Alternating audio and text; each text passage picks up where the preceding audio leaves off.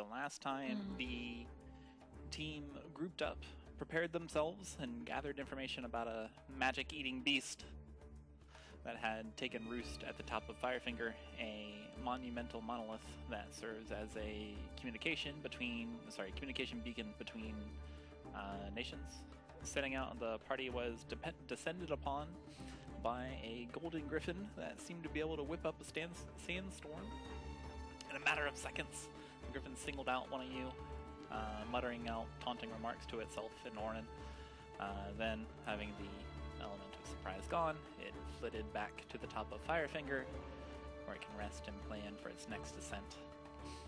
The party made their way to Firefinger. The party has just begun their ascent into the Spire of Rock when Xalia sent her newfound summon in, which was immediately fireballed by a wanderer with a flaming green head, as the explosion rocks the foundation and the thermal energy burns even those around the side of the door. Xalia's Shadow... Pastiche, I think your action was doing Mirror Image. So Xalia's Shadow Spawn. What do you do while we're still in the surprise round of combat? Oh, I don't think it would... Xalia can't see, so she can't really give it new orders. It would probably be following the same orders it was, which was go in there and kill things. Okay, it's gonna... They're probably attacking this because it's closest. We're gonna go in and kill things.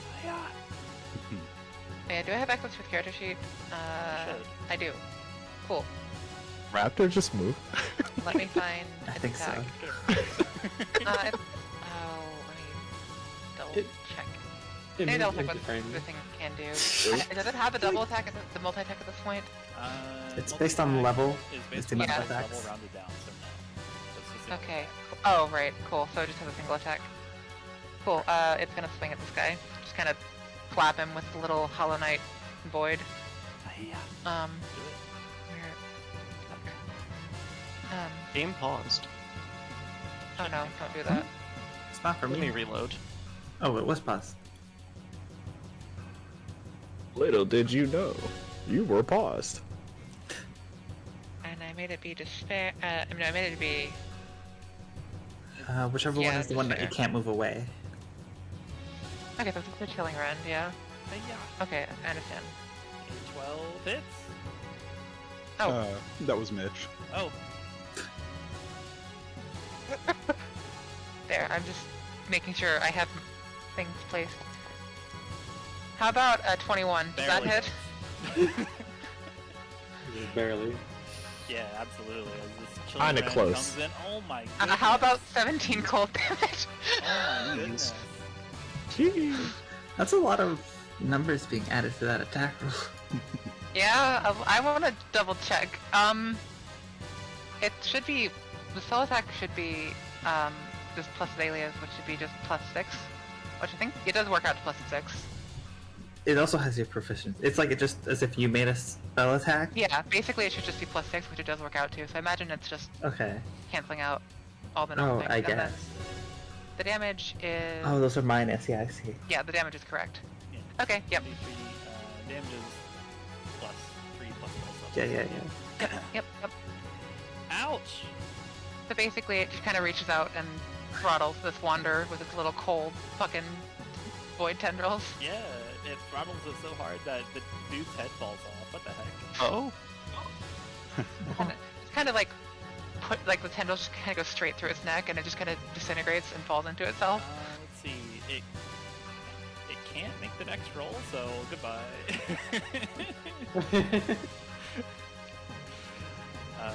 The cold seeps into the wanderer, it like stiffens it up, it's like it just falls over, and just there's a wanderer head rolling around, frozen.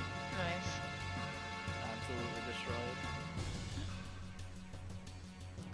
Alright, which brings us to the top of the round, which is Twig!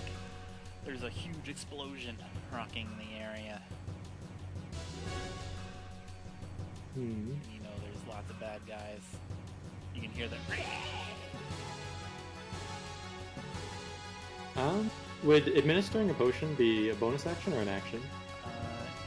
If you give it to somebody else, it is an action. If you quaff it yourself, it's either. Okay.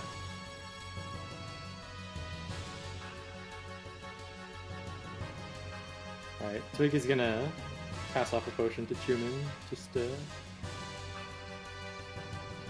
I accidentally... Alright, never mind. We're good. I thought I just deleted them.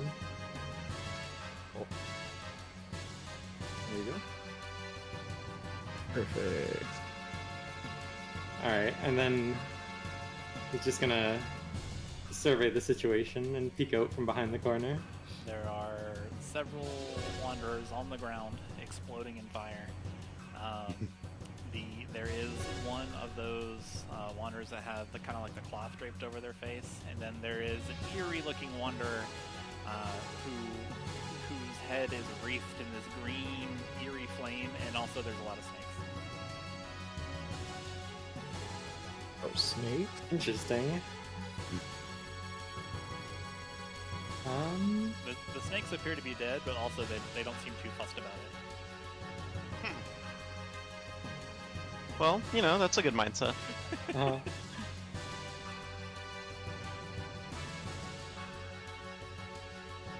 Optimism and all. Well, what's the plan, Twig? I'm thinking. Alright, let's see. Oh, and of course you can see the shadow spawn of despair there. Yeah, our good buddy.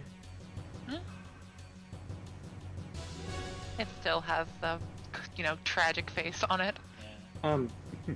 Is this area here like that's like there's a staircase here going up, and then this is a lower area? This is kind of like Or the is top that the raptors are hanging out under. It's also maybe 30 people in it. Oh, okay.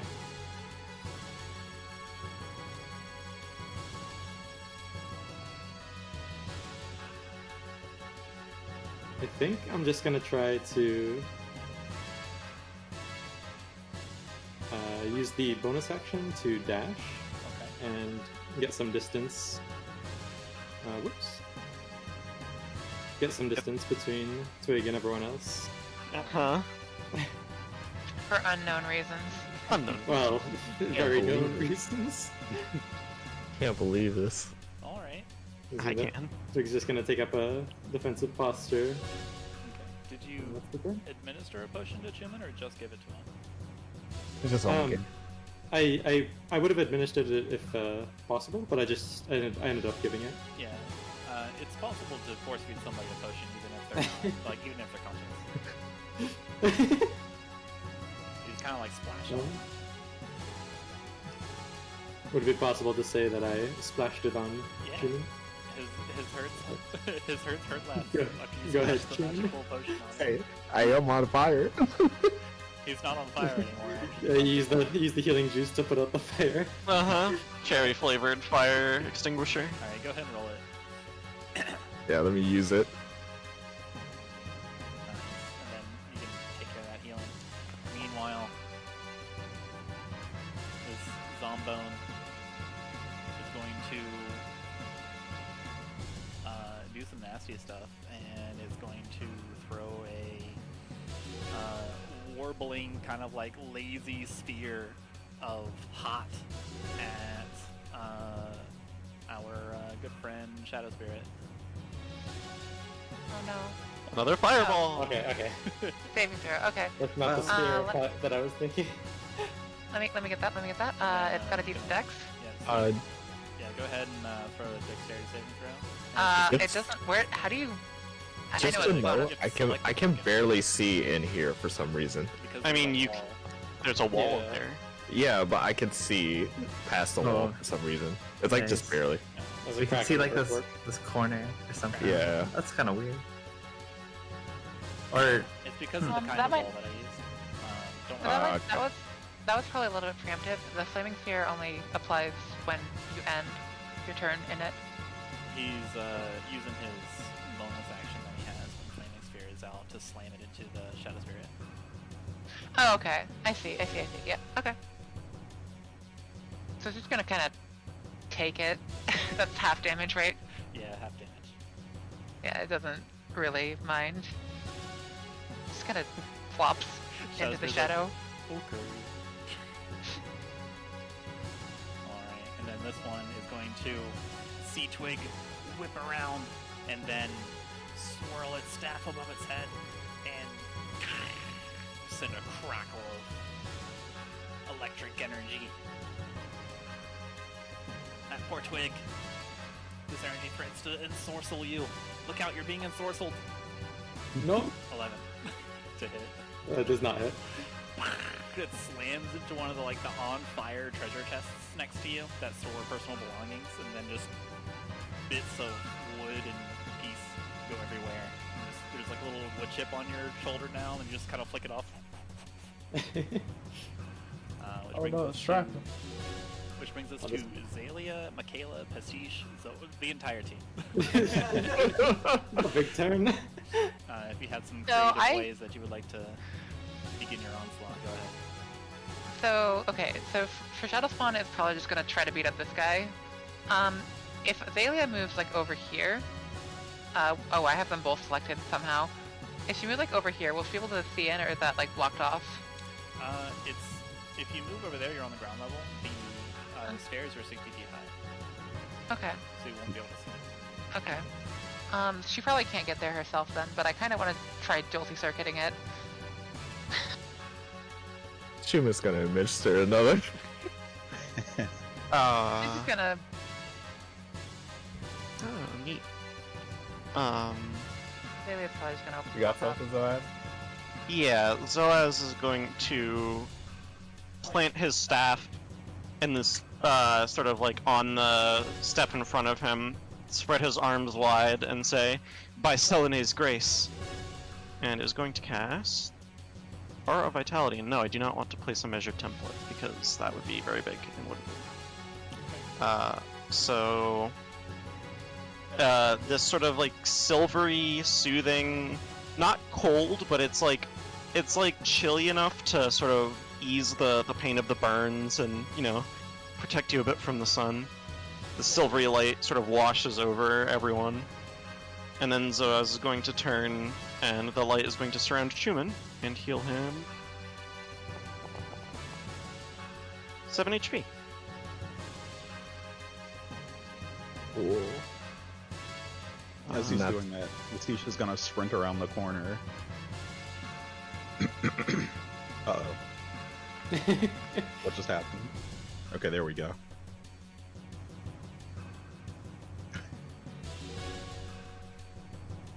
Shadow Spirit is just gonna try to slap this anima collar real quick.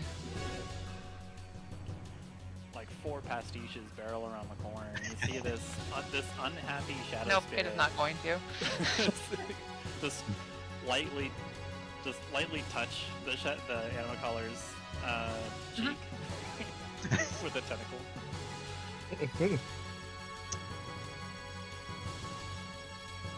Okay. Chuma's gonna step back for now. Uh-huh. Understandable. He's gonna catch his breath after chugging being chugged a potion and chugging a potion himself. Yeah, when you drink too much at a time, it just goes straight, just drops into your stomach. You gotta wait a bit. Yeah. And we're cold to the touch, so he's got a brain freeze.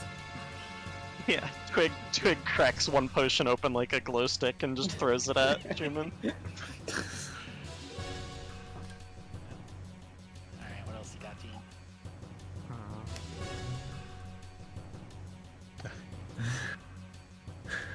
What about Makayla? Don't know.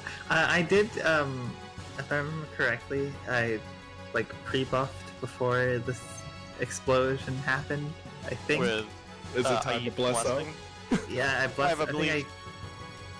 I remember using blessing and then magic stone, as we were kind of walking towards the stairs. I believe so. Okay, go ahead. Yeah, that sounds right. I just want to make sure that those were done. Yeah, I mean, there's no actual platform here, right? That's just Yeah, it's just tarp, the pretty stair feet ends. below. Okay, Yeah. Drops off in the front. got it. I mean, I can't really see anything. Yeah, maybe you should go in. See what happens. Oh, that's a whole party in there. There is a Yeah. You want to go in? So, I see while what happened to you, Makayla Pastiche. moves up, Zoaz is going to snatch up his staff and sort of move to the edge of the stairs. Oops. Sorry. But that'll be as far as he moves. As you both round the corner, you see Pastiche center themselves in the middle of the room, kind of take stock of the situation, assess who might be the threat here. Okay. Pastiche, since you're in the room proper, Yeah. I'll go ahead and let you know that everything in here is on fire as a result of a fireball. Okay, cool. The chests, like holding personal belongings, are exploded apart. Like the wardrobes on the side that once held coats and robes are burning, kind of half open. There's like a table that you have stopped next to that's crashed apart and charred with like a tabletop game set. It's destroyed. There's a hat over to the west that's on the floor that's on fire. Across the hall, you can see like bookshelves that, while charred, are still intact at least. There's some rolled up parchment bundles in what looks like an administration area. The stairs going up are dashed apart through though the entrance of the ceiling is still there. And all over, as you run in and you like assess who or what might be the threat, you see the undead snakes, this green flame weirdo just cackling constantly. And then there's the one you passed on the one. All over you can see ropey strands of like glowing hot thread. They seem to crisscross and form a lattice on the floor and walls, giving the room a certain highlight. But there you go. That's what's going on in the room. Sorry. What else you got? Well, that burning guy's looking a little suspicious. Oh yeah, there's also That is a burning guy. Yeah, there's also a sphere of fire just to your right as you run in. A burning cool. man, That's what that if you is. will. Oh, is that the flaming sphere? Yeah. Okay.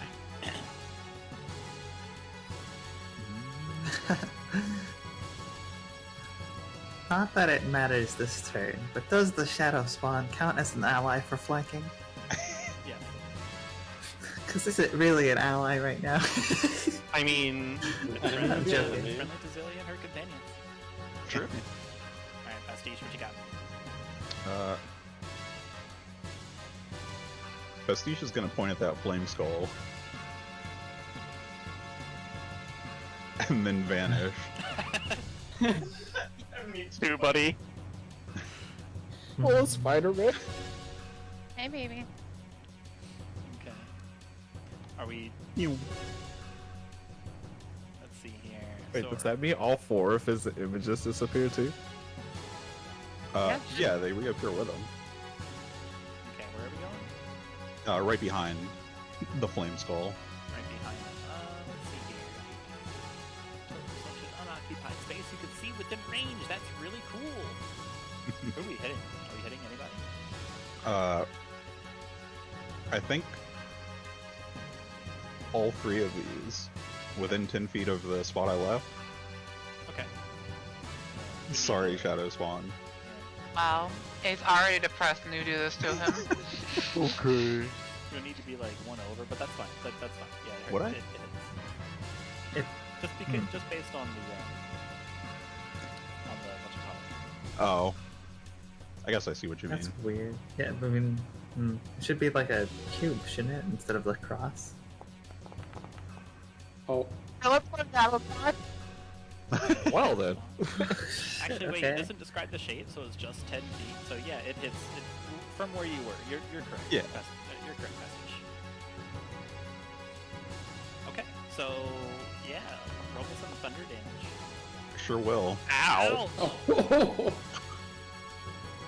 Okay, He well, rolled it. He rolled it all right. Dang. I mean, Told they me are my zombies hit was after gone. all. The zombies a little too slow to determine what's going on. They appear to take less damage than intended. Half of that Alright. would be 9, by the Oh, way. wait. I'm gonna do this all night. Hang on. Let's try that again. 7. Let's try that again. Half damage. There we go. With an explosion, you tear through the air, just the nitrous crackling across all of your enemies. And you reappear. You step out of the rolling thunder behind the flaming skull. And from behind him, Pastiche hisses as he takes a bite out of crime. Whoa.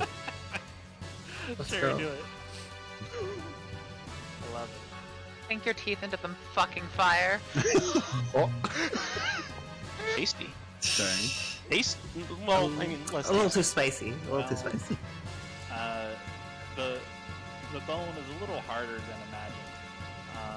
And Hi, baby. unfortunately, It is not you're not Whopper able to food time. sink your teeth properly into this flaming sphere. The flame kind of like buffets your face, and it's a little hot, like peering into an oven. It's like, ugh, never mind. Yeah, that sounds about right. Xalia, question: how much does the shadow spawn slow? 20 surrounding target? feet. So 20 feet less movement. Okay, If you start so- next to it. Oh, only if you wait. Oh, so only if you start next to it. So if you like Yeah. pass by, it's not okay. I wasn't Yeah, sure if it was like. any creature that starts next to it have minus 20.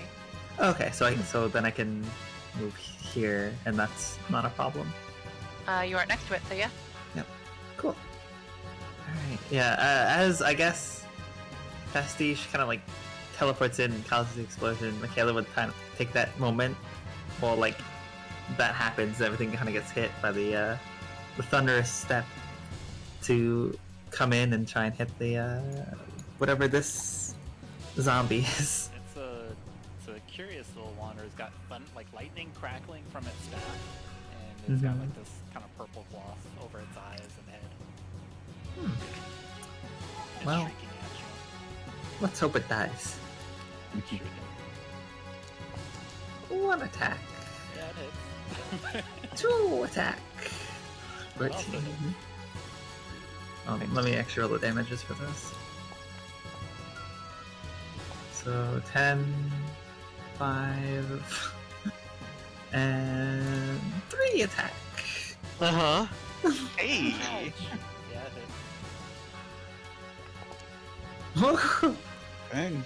Nice. Beat it, So- beat it up. I feel like game. Yeah, 23 damage. Twig, just as quick as you are, you see Makayla run in and deftly deliver 3 blows to this. Wait, I didn't want that one.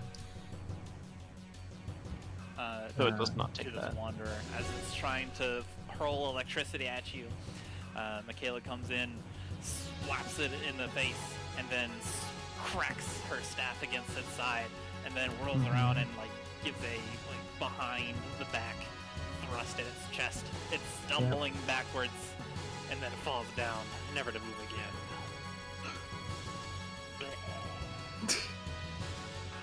Absolutely destroyed. Over here. Okay. Actually, no, here's probably fine. Everybody done? Yes. I think so. So, let's see here. Snakes. These snakes are not on fire, but they're pretty dead. And, but they seem like they're okay with it. Like they're just big chillin', and then they're also going to bite Makayla. Not so fast! Yeah, it hit. A 16. Kayla kind of like tries to swipe at it as it comes at her. Yeah, 16 hits the swarm. 8 Ouch. damage. Dang. So yeah, like this mass, like it's a mass of snakes, just like all kind of undulating together, slithering over each other, and just kind of like each its own, just moving en masse towards Makayla. Sure. And A it's Malcolm. going to Very cool. shabite you Oh, it's shabiting me, alright? with a natural Ooh. 20. Let's see here. I need a Constitution saving throw from you. Can I use my inspiration to make it reroll that 20? Unfortunately not. Anti-inspiration. I'm gonna use my inspiration to reroll Yeah, I was that gonna say. 7. Okay. There we go. Okay. There we okay. go. Alright. So as like 8 different snakes all bite into you, Makayla, and you Mhm. feel like the poison kind of course through your body, you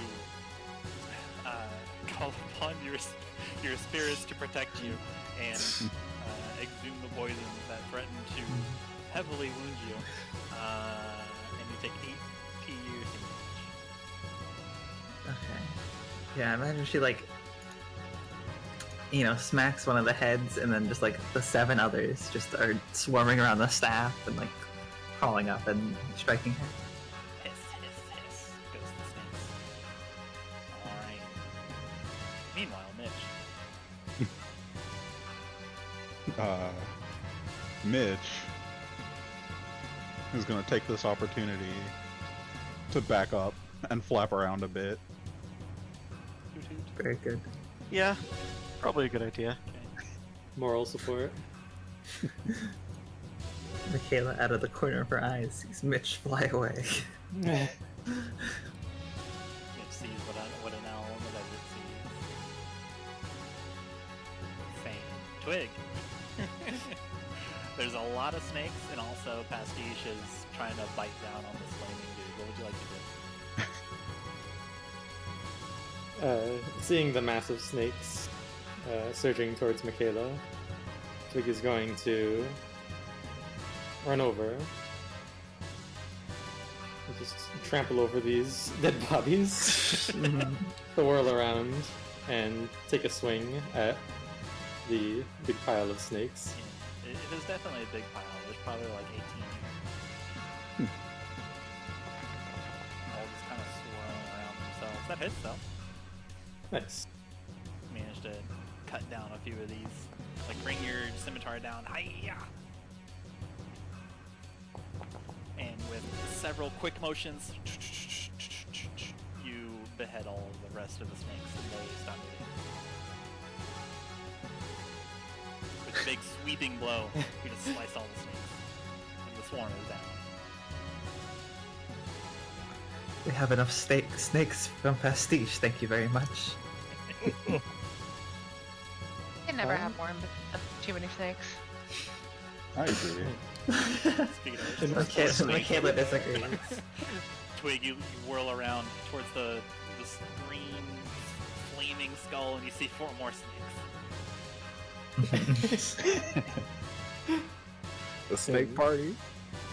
In one motion, after finishing off the massive snakes, Twig's gonna throw his dagger at the skull. Cool.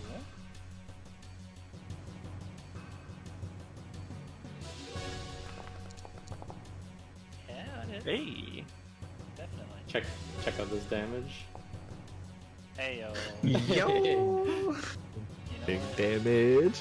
That every little bit counts because now it's making concentration save. All? The flaming spear. The flaming spear kind of Worth like a try. whirls a bit as your dagger inserts into him, but just reapparates and now it's back.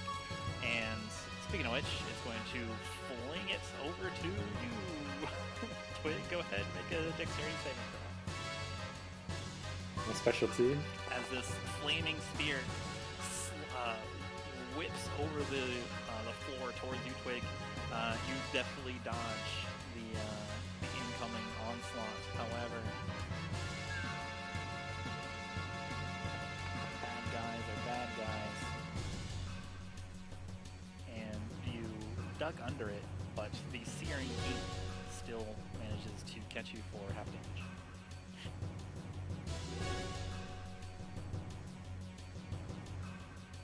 Dagger. God, I don't know seem how to to have no put effect. I stab the fireball. And then this one, let's see here, it is going to throw multiple rays of fire at you all. Oh no! Twig and Makayla. So, let's see here. These little kind of Oh. like dotty fire bolts all like pepper into you guys. Twig, Twig. Makayla. So you can dodge these. I don't think you can. 2 force damage to Makayla, 5 force damage to Twig. As these fire bolts just like almost seem living in and of themselves, whirl around and seek into you. Just But in her pocket, it actually hits one of them. Hits the orb of shielding, the shirt orb, and reduces the damage by 1. I take 1 damage. The value paying for itself. Alright, and then it begins to amble away towards Twig, seemingly unaware of Pastiche that just tried to take a bite out of it. Question mark. Would you like to do anything? Would they like to do anything? Yeah, we'll take an opportunity attack. Try to take another bite. It's just slowly kind of like. Yeah, he 14 hits. Alright. Nom nom. Owie. How's he taste? Spicy. Not great. A Unfortunate. little spicy, but not great. Okay, the flaming spear holds. Alright. You guys' turn. Sick'em gang. Alright, so Shadow Sphere is gonna follow programming. It will probably have enough self-preservation to avoid the fire. And then just kind of walk up, just kind of walk into it and just freeze it with the body, its own body. Alright. It's the attempt. Yeah, 20 hits.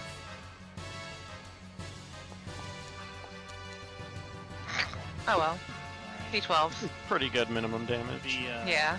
Look, let's see here.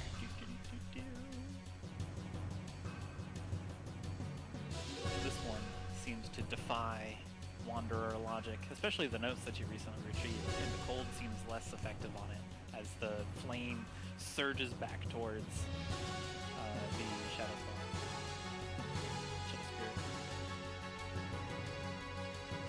Spirit. As the Shadow Spirit takes its move, Zoaz is going to run forward.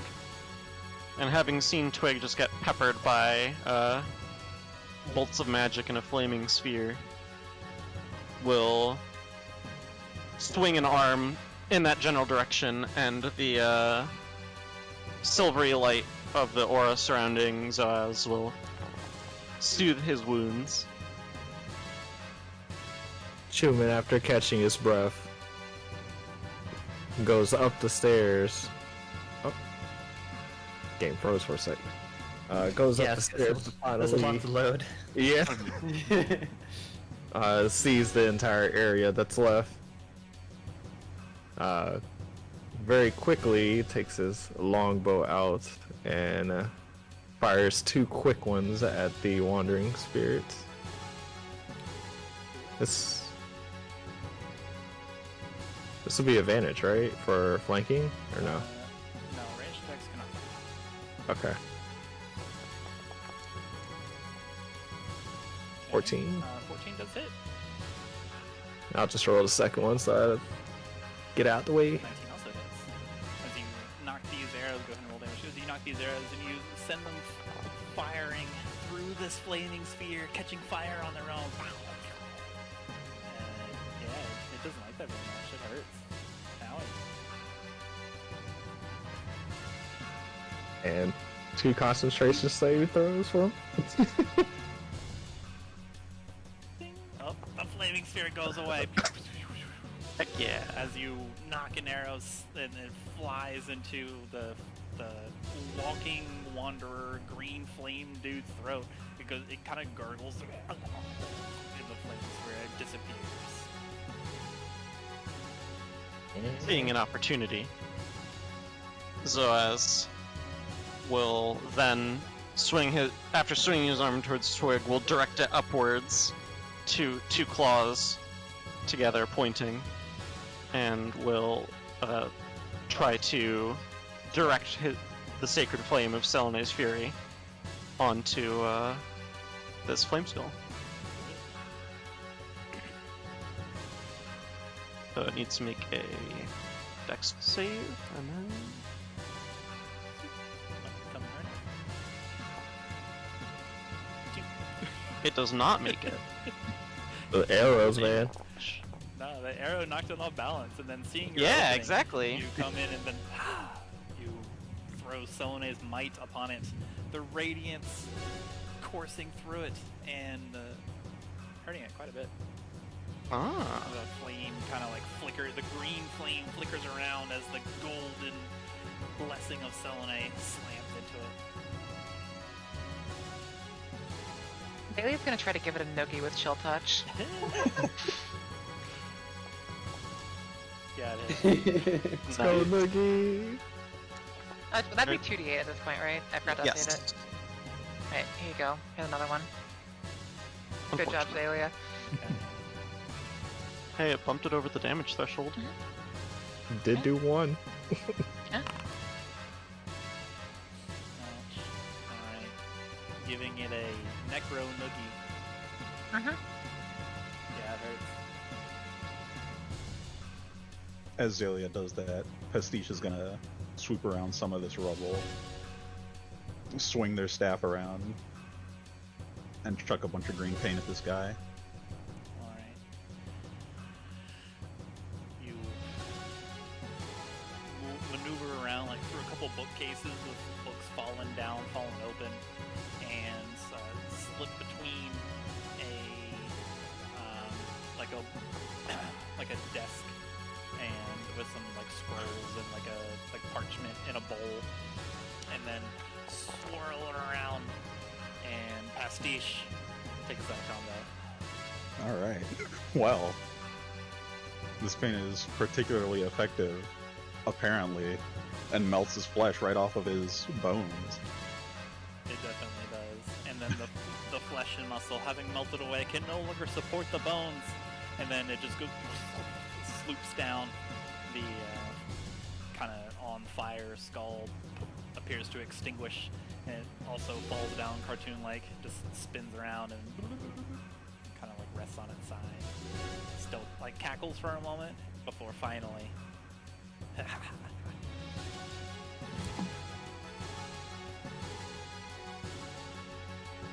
Makayla kind of You have defeated the menace. when you went for the attack, like Makayla was like sitting there, like kind of making the connection of fire, explosion. Oh, it probably came from that thing, and like thought it was gonna explode again when you like hit it. So she like kind of like ran into the corner and should have like ducked behind whatever this is, expecting an explosion. And then she's like peeking out of it, seeing that it just kind of collapses on itself and like lets out a sigh of relief. Alright. As you all look around, you can see the description that was given to Pastiche. Everything here's on fire. There's a couple, there's a hat that's on fire. There's like a table set that's on fire. There's wardrobe, personal belongings, and you can see in the corners of this area, in each corner there's this massive circular pillar.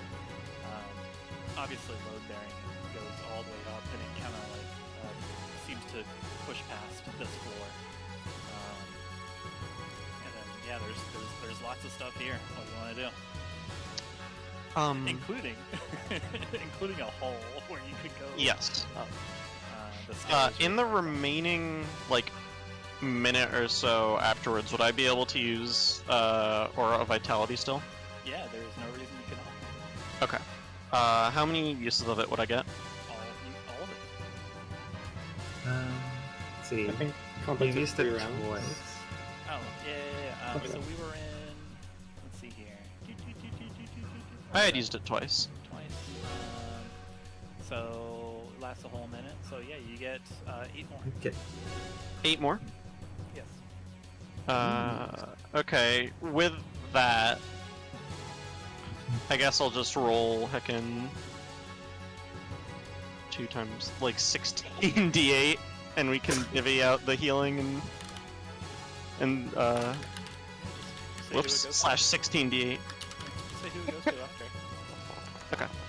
Meanwhile, Xalia Oh my is God. acting very concerned Oh, over the shit. shadow spawn. Like, you can see Xalia try kind of like smooth over the holes and like extra damages and stuff.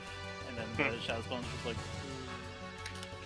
like... So Makayla is healed to full. Alright, cool. That's that'd be Which- 4. It's just Okay, 4. so we're at 61. Chuman is healed to full. That'll be 31. So 61 to 30, and then the remainder will be spent on the shadow spawn. I believe. None of it's. Can you not heal yourself? I Or- can. But Zoaz is pretty good, and he's got some more tricks up Okay. his sleeve for himself. Yeah, Shadow Spawn is like needs 27 HP, so it doesn't. Oh, take all so of that. I would yeah. have another 3 remaining to spend on myself. Cool. Yeah. 235. As this is going on, Pastiche is going to chug a potion of healing. Oh, I didn't even realize you were. My bad. Oh yeah, you got it. You can't see him. There's 4 Pastiche. Wait. Well, Yeah, I can't you even don't make know the it's- excuse that I'm not in range. You don't know us how far. That's right. True. And I didn't see him get hit. Anyway, As the blessing of Xalia is Selene, very appreciative that you healed her toy. as the blessing of Selene warms and soothes everyone, nurses your hurts and your wounds close up. You're still battered and bruised. Like your clothes are charred. That you have to like kind of like bat at your clothing to put out some fires that have come upon you from the result of the fireball. Pastiche, you might be missing a shear sleeve. Eh.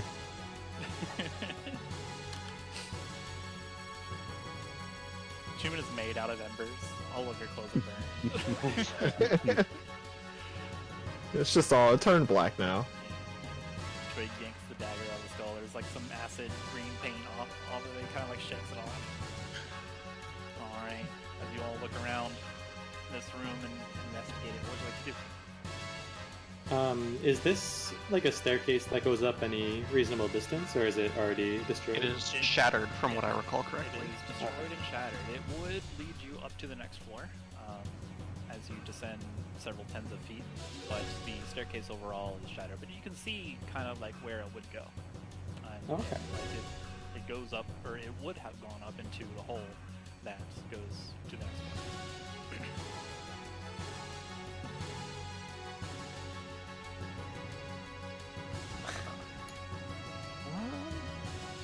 Are these chairs or is it They are like chests? They're like This way. chests that would hold. Well, here, let me go over the room again. Yeah, So they were chests. So those are chests that hold like personal belongings. They're exploded apart and they're just on fire from the fireball. The wardrobe that you're next to is kind of like burning with one door open. It's got some coats and robes in there, but they're also very hot. There's a table that's crashed apart. Looks like you used to have a game set on it. So like everything in like the southern part of the room is on fire, like still. And in the northern part of the room where the fireball did not go on, or go off, there's like some bookshelves where some books have fallen out, like broken pottery. There's like an administration desk that's charred. There's like some parchment, like rolled up parchments tied with a thread in a ball. There's some books on. And at the north is where the staircase would go up to the second floor, except it's destroyed. And there's the like the ropey strands of kind of like glowy lines everywhere? Question mark. Okay. From down here, can we see any kind of landing the staircase would have gone to? Or does it just kind of It, a hole we're looking through the bottom of? it's kind of like a hole. You would have to get kind of like under it because it's just like a square opening to see kind of what the construction is or was Okay. of how About- it goes up to the hole or About how high up would that hold it? It would be, let's see here. It would be 30 feet. Okay. What else is sort of looking up? Makayla will be kind of looking around the room to see anything that's not on fire and burning. There's other things still in here. Perhaps like the administration desk or like the bookshelves on the top. Yeah, Chuman is going to give a look at the administration desk, see what's on there, or at least what's left. Right. There's just some like scrolls and a parchment. They're just kind of like sitting in a bowl. The bookshelves are all kind of like charred and burned. Most of them are kind of like too burnt to see kind of what's in there. But go ahead and give me an investigation check, Makayla, and an Arcana check, Chuman.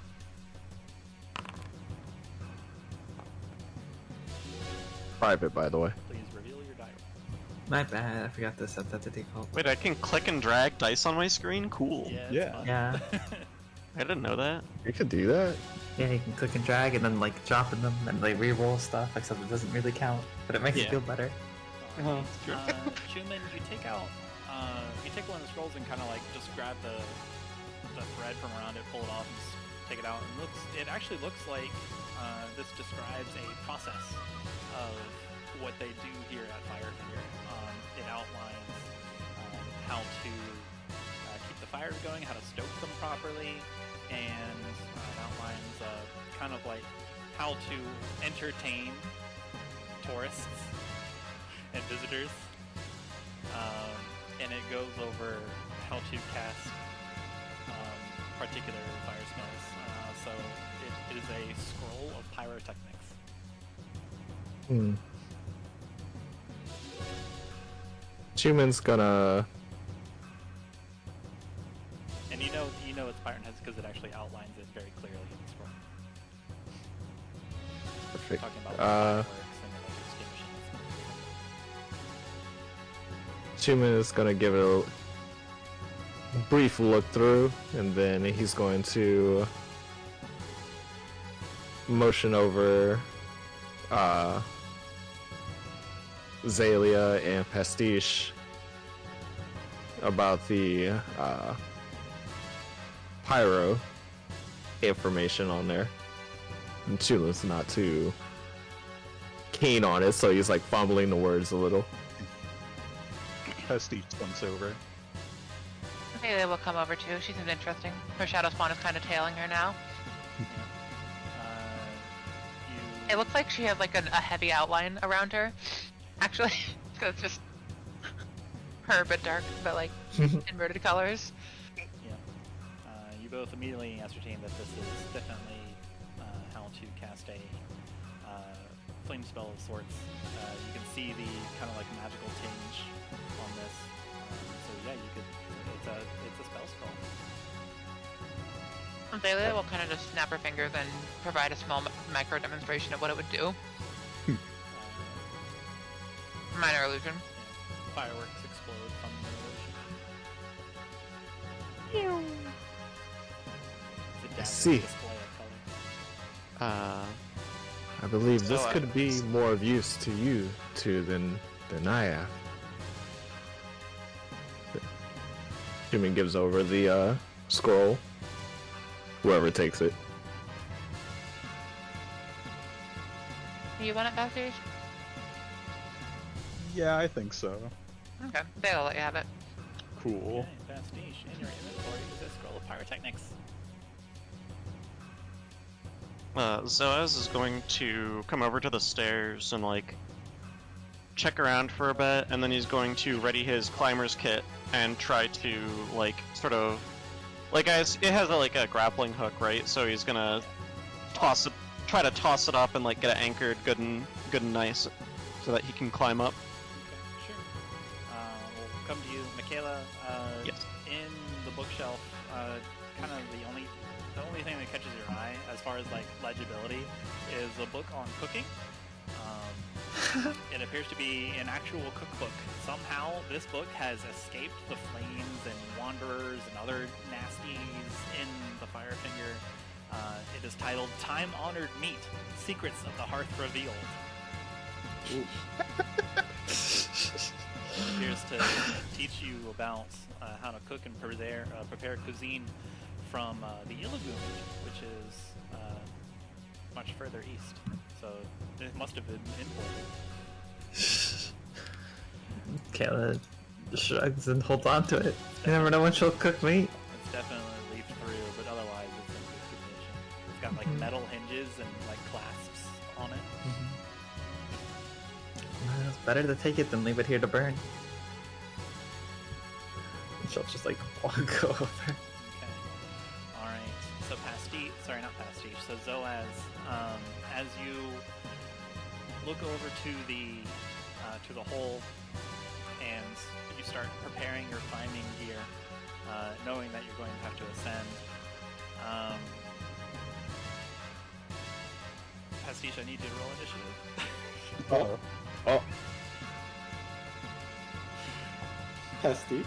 Pastiche, Wait. you, like, as you're checking out this scroll of pyrotechnics, Pastiche, Yeah. you are, like, you hear something and then your eyes flick up over, just your danger sense goes off, and there is a blur of motion, and with lightning speed comes this arachnid. Uh-oh. Popping out God. of the stairwell Oh. and Oh. lunging at you with mandibles spread wide, globs of searing mucus as hot as lava dripping from its maw. It latches onto you, but Zoaz, look out! Oh my god. Here it comes! Oh I like boy. to imagine. Oh boy. Yup, that hits. Gonna hit me a DC 11. Oh! Alright. Wait. I'm gonna imagine Zoaz looking down, like, at his waist, like, hefting the grappling hook, and then he looks up and there's just fire and mandibles and legs and legs and legs and so many legs. There's probably about 8 legs. Far too many legs. And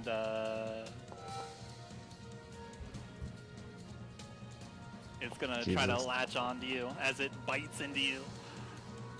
Everybody else can roll for initiative too. I assume I apply both formulas for damage. Yes. The flaming bite, okay, Yeah. cool. It is all fire damage. Gotcha. I am not resistant or anything to fire damage. Okay. Pastiche, as you see this happen, what would you like to do? Before anybody else can react.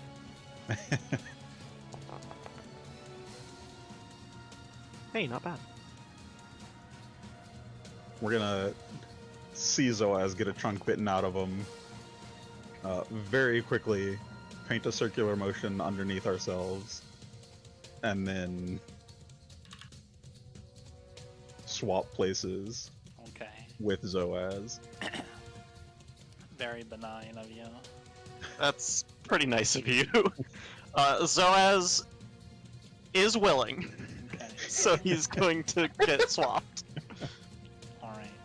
So as Zoaz gets a chunk just bitten out of him, the two swap places, lava dripping off of Zoaz's form is burning away your shirt, and you're like itching at your scales. And then Pastiche, you are now in the inferno spiders, this burning spiders, mandibles, and it clamps down on you and begins trying to drag you back upwards. And I need you to contest a grapple check. Okay. Is that athletics or acrobatics? It's your choice. Oh, okay.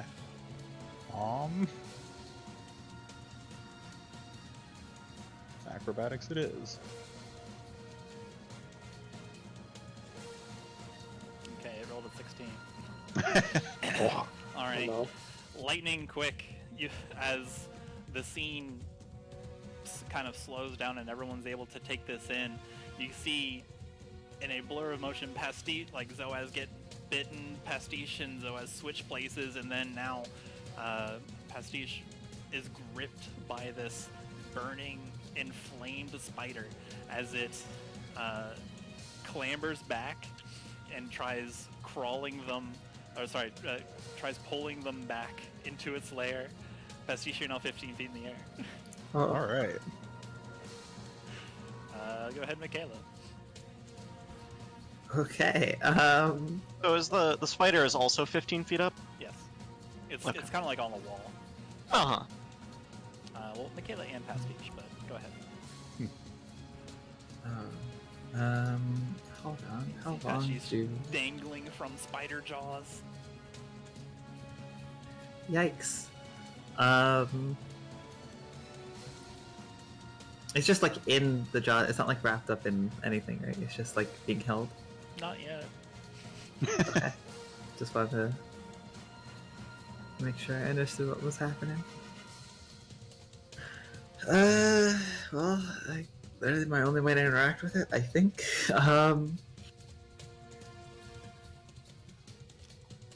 Yeah. I guess I'll have to try and throw some magic stones at it. Good. Magic stones, and then when you activate your Swarmkeeper thing to push it back down. Yeah. That's a good play. Totally was planning that. Yeah. 25. That hits. So, yeah, actually, let me try and do that now. Okay. Oh wait, no, because it's been over a minute because of how Oh. we did that, so I don't actually have my bless ups. It'll only last a minute, so yeah, I'll just attack it twice, and then I'll do it. Oh, Hey! Hey. yes, one non-crit, and then How dare you take my friend? one special crit. So I'm glad I didn't do my extra rolls because these get bonus damage now, right? Or no, this is I'm not doing anything damage-wise. Never mind. Or I could. You could. As you consider whether or not you're doing damage, you see Pastiche slowly get pulled back by the spider into its lair. They're kind of like wiggling their legs and just... Alright, can I get a DC 15 strength saving throw?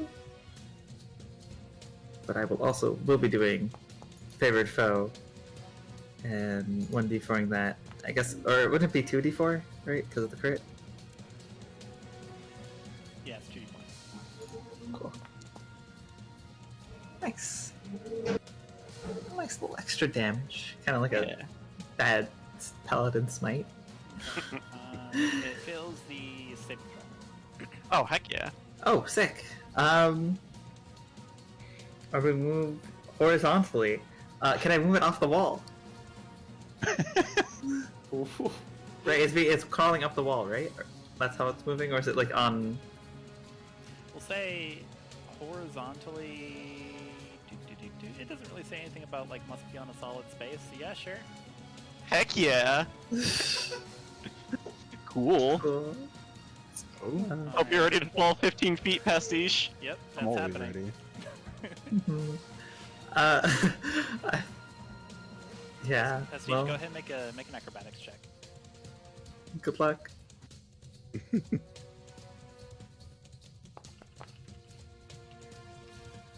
Alright.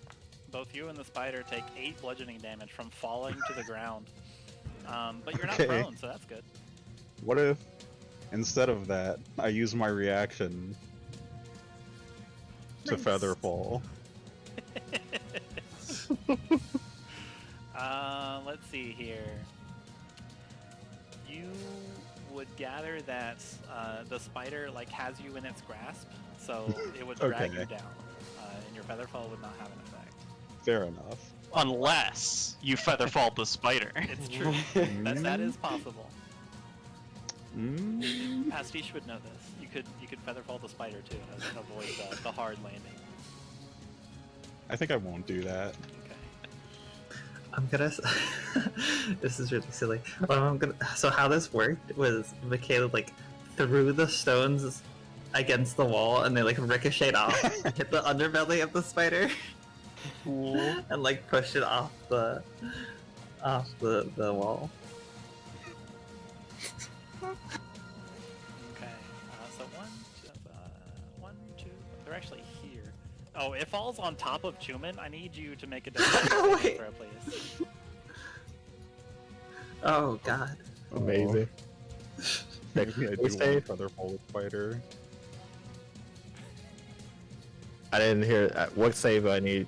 A dexterity saving throw, unless Pastiche is about to featherfall the spider. As you and the spider are pushed away, and then gravity starts to take effect, and you instantly line up that you guys will hit you.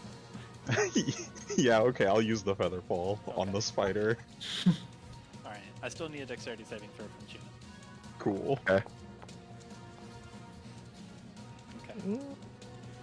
All right, so go ahead and heal 8 damage. As Chuman, you invoke your feathery falling, and you and the spider gracefully and daintily land on top of Chuman. Chuman, you're prone. The spider is on top of you. You are underneath the spider. This is a trash fire. That might have worked a little too well. Is it aware that I'm underneath? You are aware that you are underneath the spider. No, I mean, is it aware? You don't that know. I'm underneath? We'll find out on the next exciting adventures of Inferno, Spider. Pastiche, what would you like to do with your actual turn? Jeez. You are in the mandibles of a spider made out of fire. It's very unpleasant. Also, there's Chuman underneath you. I think I'm gonna There's pull a lava bit of dripping sand out of a this pouch and try to spray it all over this spider's eyes. Pocket sand. All right, Rocket sand. hit me with that 60-10. 60, let's go. Not 60. Let's Let's see. close. Total 20 creatures in a 15-foot cone originating from you. Chuman, what's your HP? Oh no. Hold on. How are you aiming this code? 5. It's 55. Ideally to not hit Chuman, but You take some sand, Pastiche, and quickly you throw it at the spiders. Many eyes. They're all burning red, and they all now have sand grains in them. It kind of like roars and spits fire everywhere. It is blind. cool. Oops, where is it? Oh wait. Nah, I was gonna whatever. say, how No, does that no, work it's- out? I have goggles on right now. Well, I mean, That don't matter. It's color spray. Your goggles get sprayed with color. The goggles don't do anything. The goggles, they do nothing. Wow. Alright. So, let's see here. The spider is going to... let's see here. We got a tasty Pastiche. We're going to drag Pastiche over a little bit. And we're going to start trying to get back to our lair.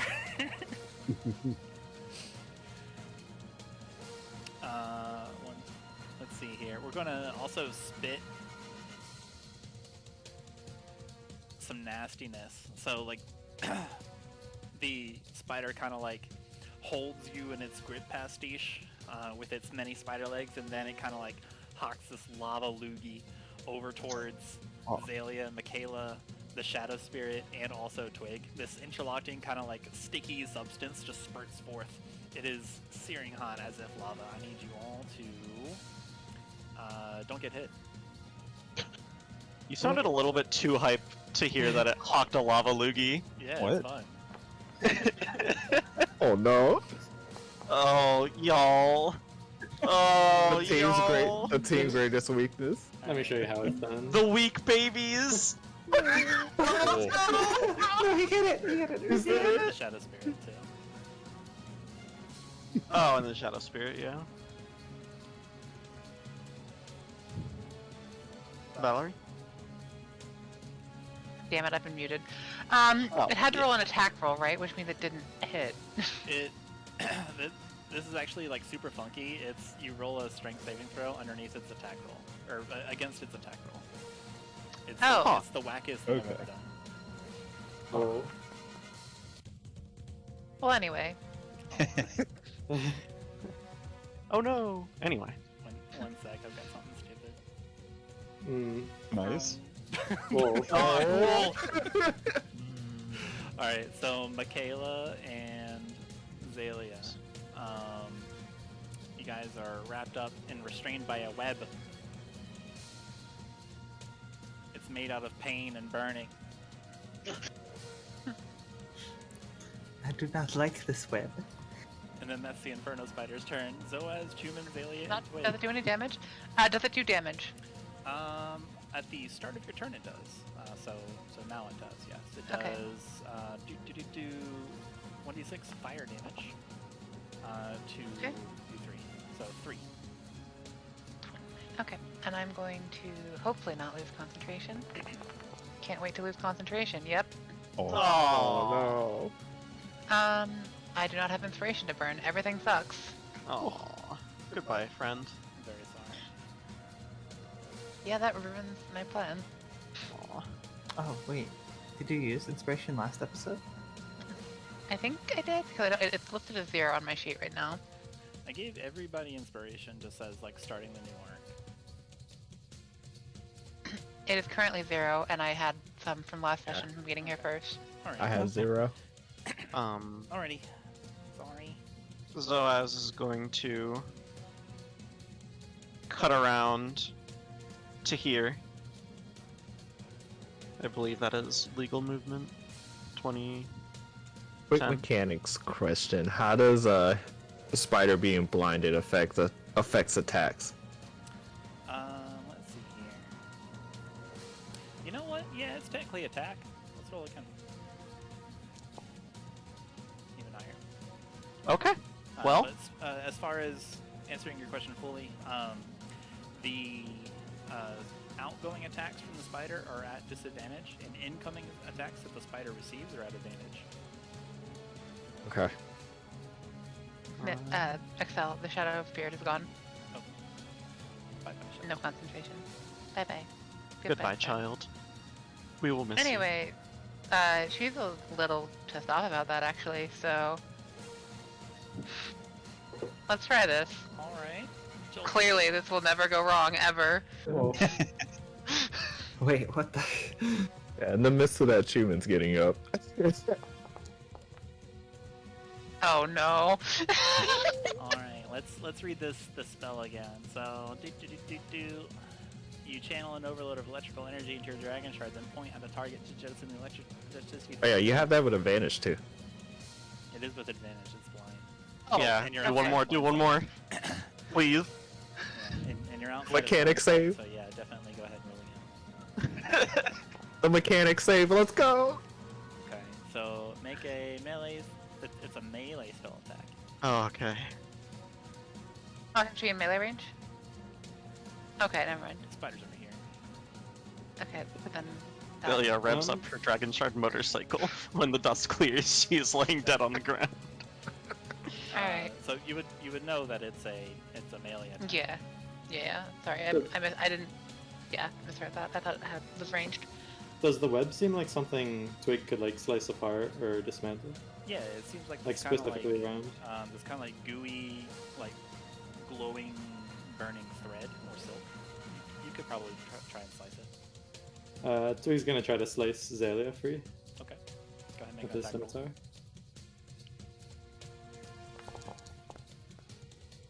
Yeah, it hits. Go ahead and roll damage. Alright.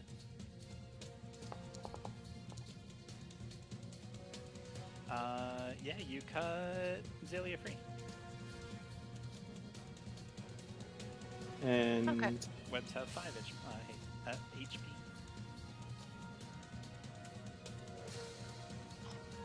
So Xalia, you are no longer restrained. You're free to move. Okay. Thank you, Mr. Twig. Mhm. So anyway... Started blasting. So anyway. Alright, yeah, go ahead and try again. Yeah. please. Oh, okay. There we go. That's almost a crit. This would be very funny to crit with. It sure would. Oh my goodness. That's a lot of damage.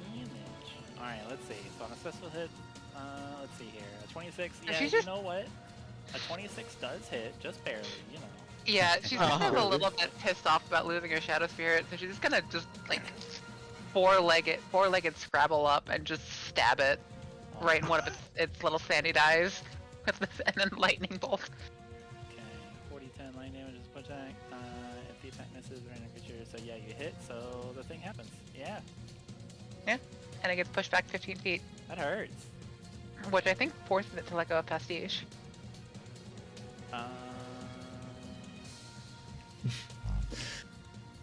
I think you're correct. Huh. It'll push it into the Does it? wall. Yeah, I would push it into the wall. Would it force the to? Takes 25, gets pushed into the wall, takes wall damage. I don't think it's not far enough to wall splat properly. Yeah. Yeah. No wall bounce. You know. Can't combo off of it. Yeah, it's like we got it to the corner, but it's not a corner combo, you know. Alright. Yeah, I forgot about that. Thank you for the reminder. Shoving a creature does break its grapple if it is outside of the area. Oh. And has this thing been like hissing, by the way? Yeah, it's been hissing and Okay. like this lava stuff. She's gonna hiss back louder. Make an intimidation check. In the midst of that, Chuman is going to fire a volley of arrows. Get him, Chuman. All three of them. All three would be advantage since it's still blinded. Yeah, that's right. Let's see. 12 on Correct. intimidation, by the way. Okay. I Yeah, think. Yeah, you're outside its blind sight.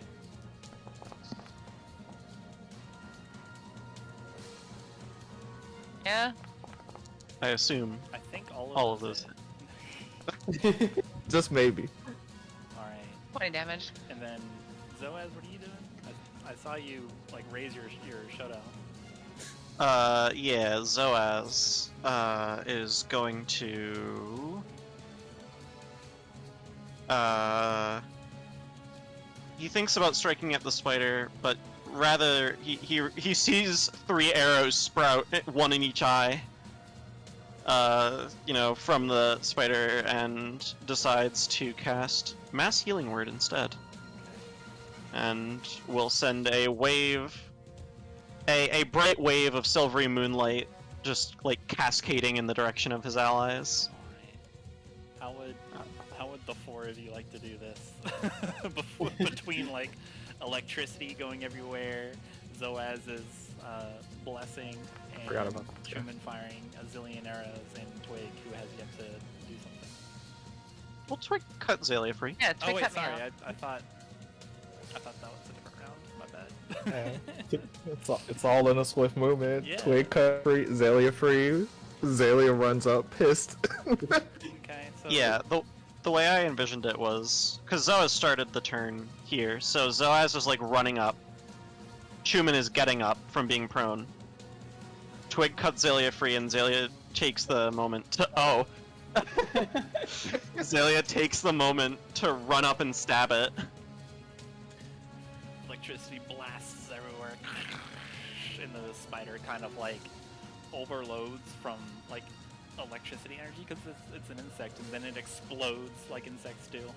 It's not an insect. What am I, silly? It's an arachnid. Come on. Anyway, it explodes with electricity and fire, and lava gets everywhere, and the beast is done. Also, Sorry, go ahead. everyone heals 6 health. Xalia's kind of curled up and grumbling now. Also, I need Wait, actually, she had temp health that I forgot about. hey. Would that still cause a concentration check for temp health? I don't remember if it does or I not. think temporary health, like, technically isn't you. Okay. Wait, really? that would have changed things very significantly, but oh well. Oh We well. can just, yeah. The shock of being covered in lava goo. Yeah. Twig's gonna shake off the surprise of seeing that spider get obliterated and start trying to free Makayla. Yeah, Makayla's like, so is. Yeah, it's like burning, kind of cinching in. She's like struggling against it. Pastiche, still kind of dazed from being grabbed, dragged, and then watching a bolt of lightning strike the spider into the wall as it was pelted by arrows, hits the ground, and just kind of hisses loudly for a while before recognizing that the danger is gone. You feel strangely a little bit better. And Chuman, after his heart rate has went up from nearly being stomped on by a spider, and then volleying arrows at it, breathes a sigh of relief after he sees it not moving, and then goes to help Twig free Makayla. Alright, so the amount of damage that you take, was that only against your temporary hit points? Did you take any damage beyond your temporary hit points? Me, when I took the fire hit, Yeah. I did not know. Okay. Temporary hit points are a buffer against damage. If damage goes only against your temporary hit points, you did not take any actual damage, so your shadow spawn flickers back into existence. She's very excited to have it back. She's gonna hug the fucking shadow clone. Oh. It's still very sad. It looks very confused. Uh-huh. It's extremely sad and confused now. It doesn't know what just happened. And I had two Chumans helping Makayla out, but one of them has very burned clothes. I decided that the despair effect is like actually all the little shadow tendrils by kind of just entangling whatever's nearby. So that's just gonna happen to Xalia. She's gonna keep there.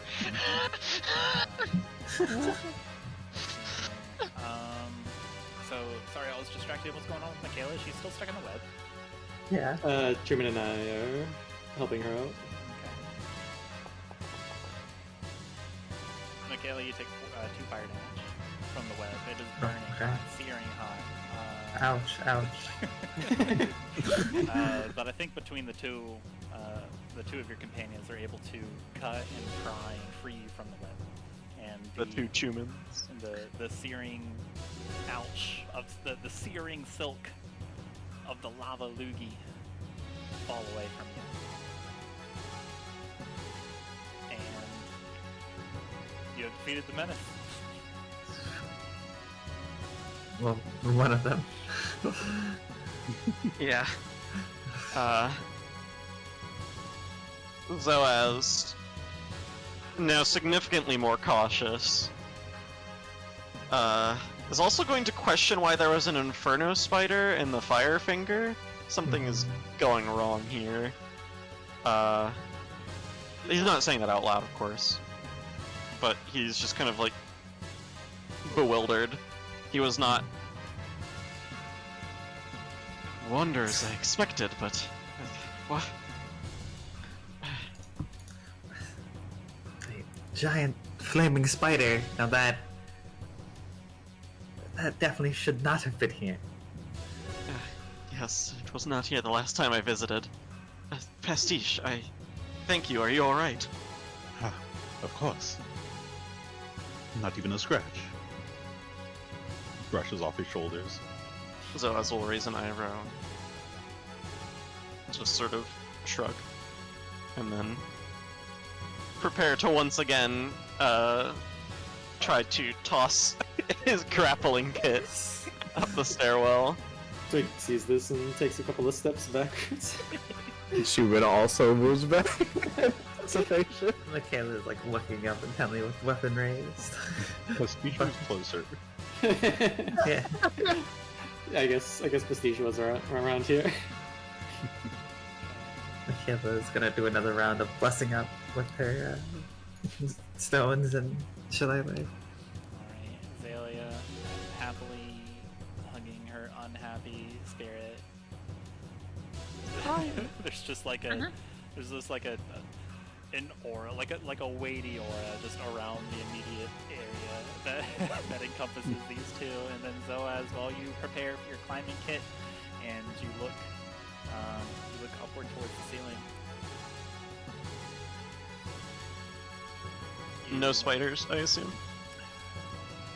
You get your gear going and whip up your grappling hook, throw it up. I need you to roll. I need you to make nothing, because nothing happens. Another initiative. Yeah, 3 more spiders descend from the ceiling. No, that's not realistic. This is actually one of those like this is actually like a elevator in like a fighting like a beat 'em up where the enemies are just gonna keep dropping down. All right. You are able to get a hold of the area that you need to in order to properly ascend, and you catch on like the rest of the stairs basically, and you're able to kind of like pull, tug. You're sure that you've got a good firm grip on whatever you got a hold of up there. Yeah, 3 firm tugs. No sign of movement. Zoaz is going to kind of look over and call out, "Okay, I have a way up."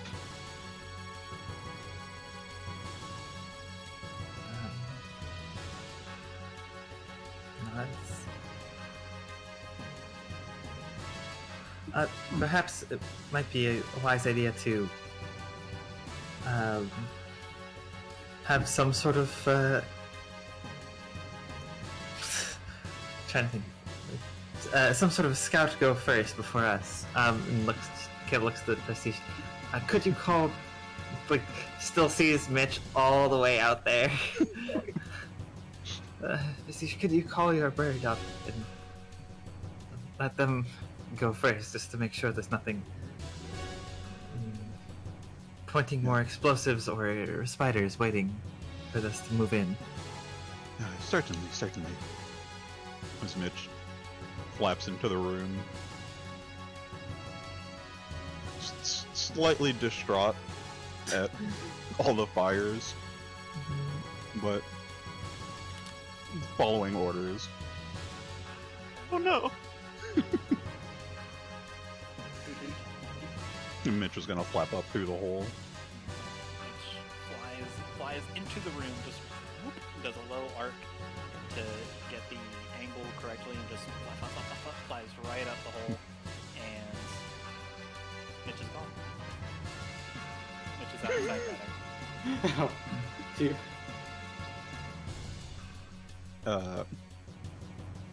As Mitch vanishes from sight, Pastiche kind of zones out and starts swaying back and forth, and is going to take a look through Mitch's eyes. As Pastiche, they kind of zone out there. Mitch flies up this kind of stairwell that spirals a bit, and Mitch arrives in the next room. This place is also completely on fire. However, it is less on fire than the room that you're currently in. It's definitely still hot. This room appears, so you're just on, Mitch is just on the second floor now. This room appears shrine-like in nature. There's places of fire in every direction. There's like braziers that are set up in the 4 corners of a raised platform in the middle. In each corner of the overall room is a pillar similar to what you have, but there are openings where you can see that there's fire coursing up and twisting into the pillars as it rises. You can see that there are like a few kind of like grisly-looking statues resting on top of these places of fire, and in the middle is a glass case displaying a small black dagger with an accompanying deep violet wooden sheath.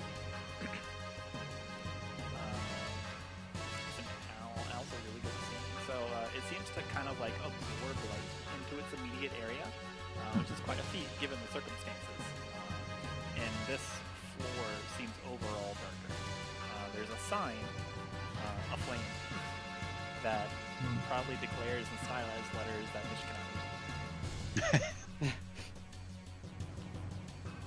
cannot read. Okay, Mitch is gonna do a quick lap around the room before flying directly into the glass case.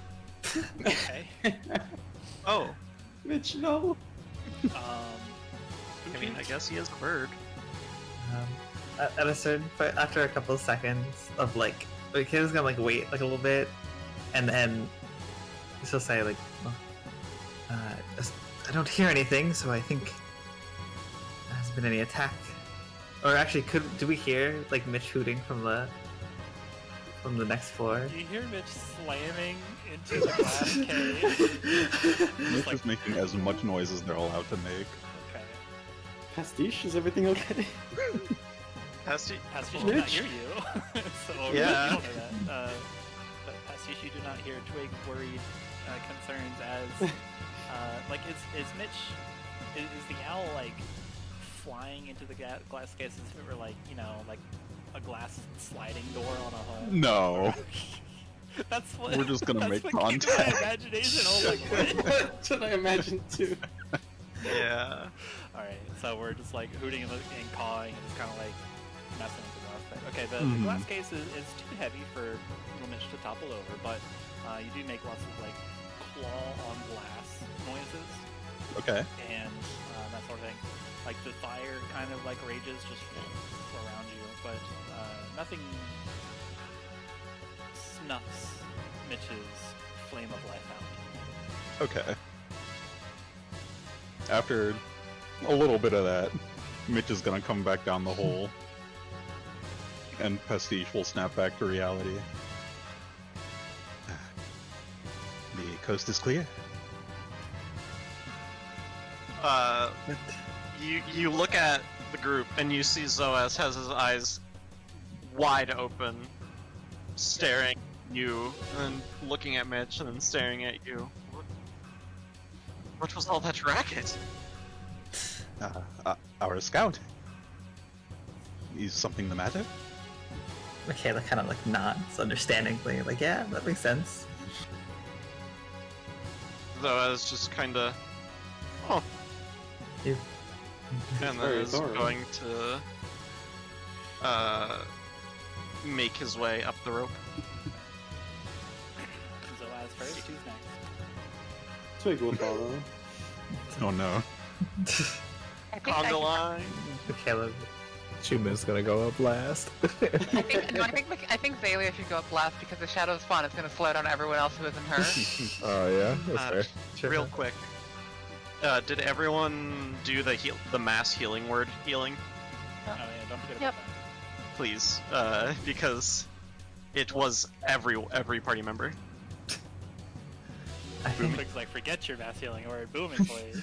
Uh-huh. Booming Blades. Oh no. What? Alright, so I you, think we got hit after. you all ascend this kind of like chute where the stairs have fallen away with the aid of Zoaz's climbing gear. It's easy enough to do with, you know, no like floating platforms moving away, no wanderers harrying your ascent. You're able to use and kind of like rappel up the, use the wall as leverage as you kind of like walk up along it, and you're able to clamber up onto the second floor staircase that is intact. And you all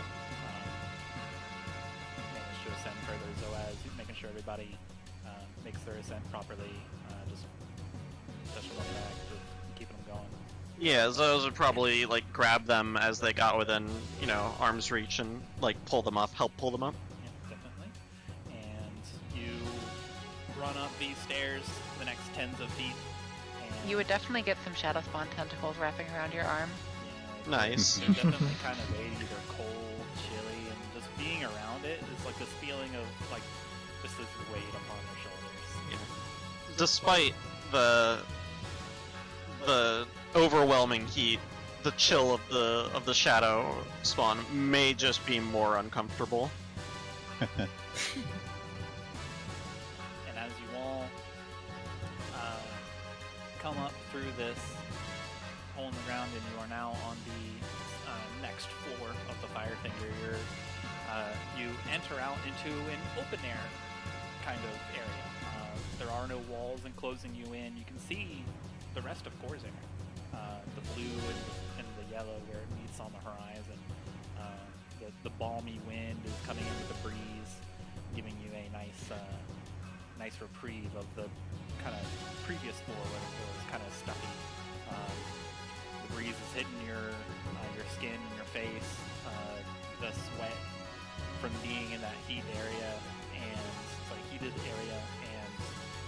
being in 2 scuffles back to back where you've just had some difficulty. And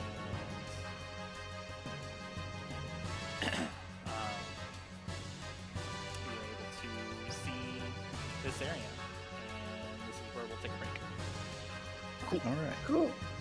Can collect themselves in this nice area where there's a breeze coming in. There's no windows, there's no walls, there's no rock. It's just the corners where the pillars are all like going up, still obviously going out through the corners of the platform. You can see fire kind of billow out from them, and but ultimately just kind of like twist up, just go straight. You take a breath.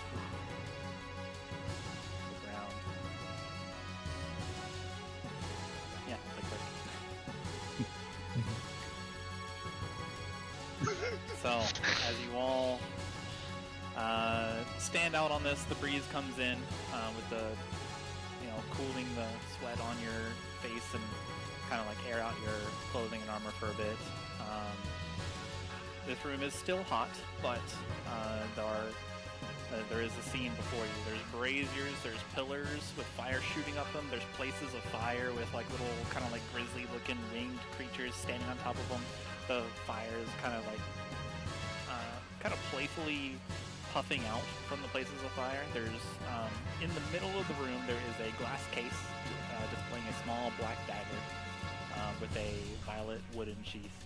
There's braziers on each corner of this kind of raised podium or kind of like raised platform, and a little bit further away there are fountains depicting kind of like a spitting dolphin, and they all seem to be facing the glass case. Zoaz, you know this to be a silly tourist attraction, as there's a service to have people's photograph taken with a knife. It only costs a silver to open the case. But now, as you all are here, you can see this sign proudly declares in stylized letters, "Legendary transdimensional blade, found where the cracks between heaven and earth wane. Handle with care."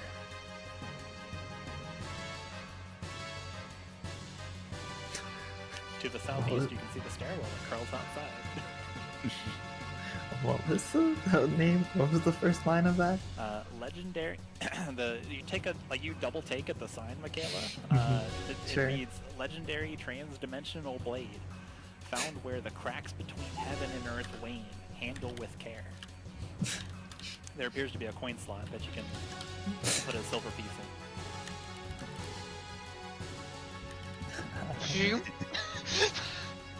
in.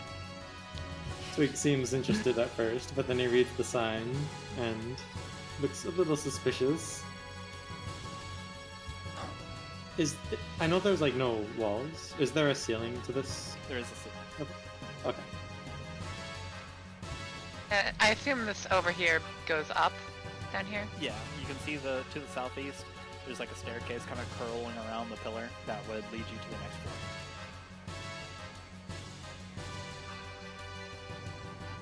Zoaz has begun paying no mind to the display in the center of the room, has begun walking towards the stairwell.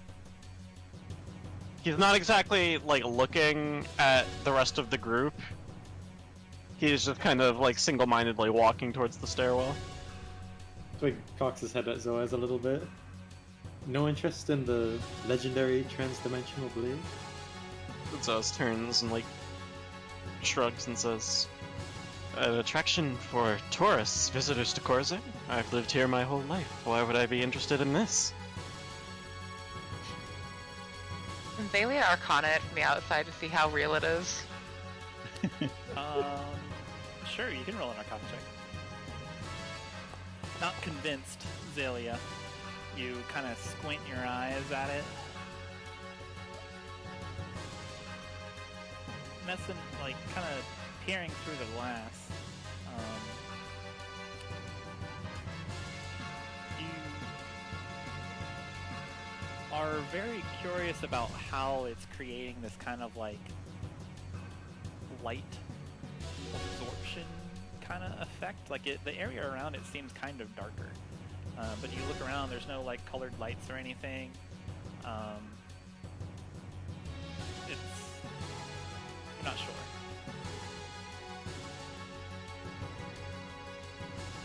I'm gonna minor illusion a flash of light in the case. Okay. There's a flash of light. Then it dissipates quickly with the illusion. Anything in particular? Flash of light. It seems kind of. It seems a little dampened than what you were usually able to procure from the minor illusion. Alright, she's gonna try a more stable, like, just little ball of light that sits there. You can see kind of like the ball of light. Like, it doesn't like give off light, you know. It's not like illuminating, but you can kind of see like where. Make a perception check. Okay.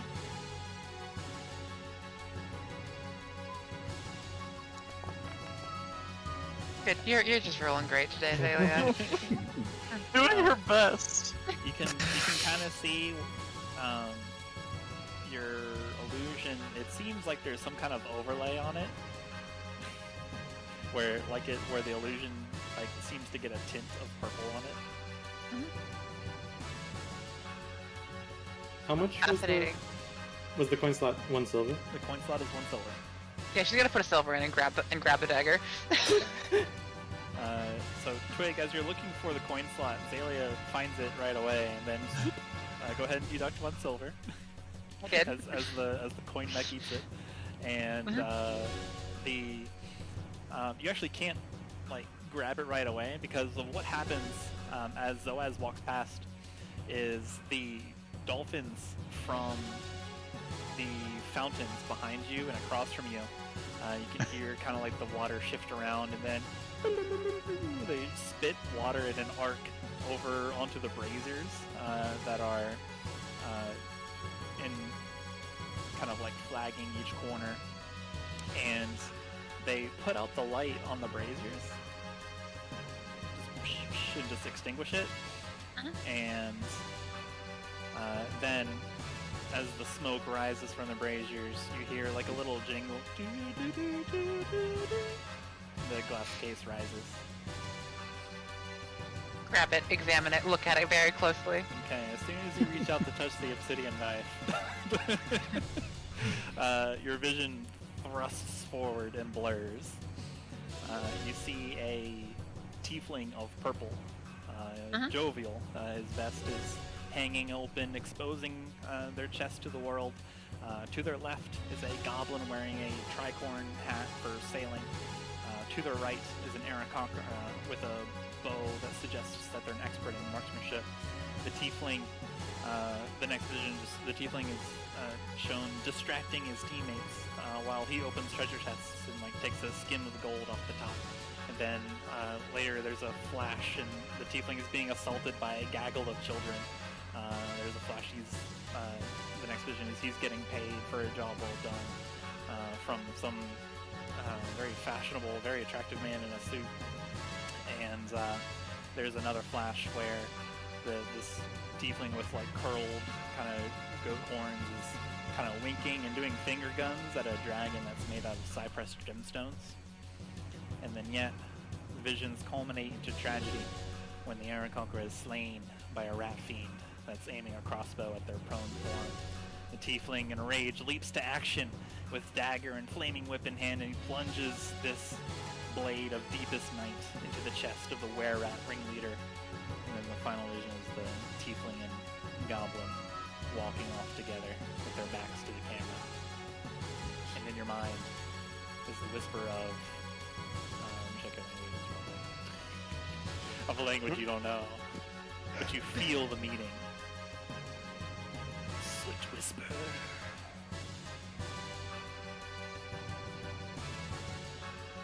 Okay, I'm gonna grab the knife. Make a Look wisdom at it. save. Okay.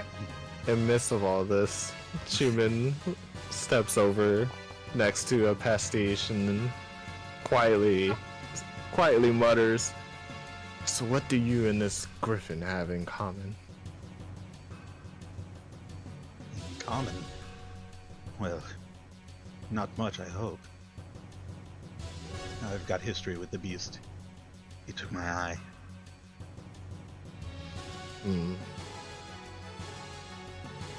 It seems that it's after me, but we've never met before. That beast and I, so...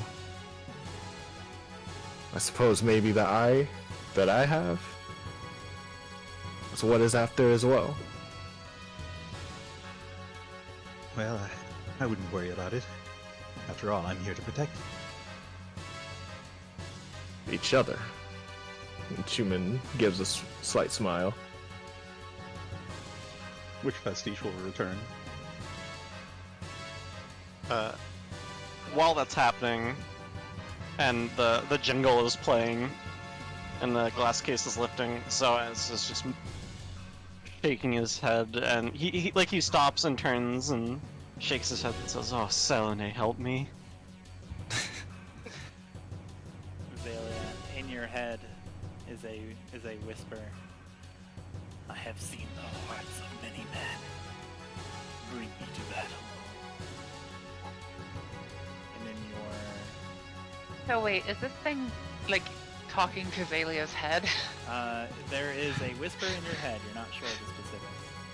Okay, cool. Given that it's in her head, her mental response isn't exactly in words, so it's going to get hit with like a wave of curiosity and like 17 different sub-questions about what exactly it does. Okay. And, you know, running vague simulations with massive question marks over all of them. Roll me another wisdom save. And in your inventory is Slit Whisper. Yeah, okay. Alright. You're not sure if it's responding to you, but you do get another message back in your head. It's like you don't understand like the actual words, but you feel the meaning of it, and the meaning you feel is no more dog food.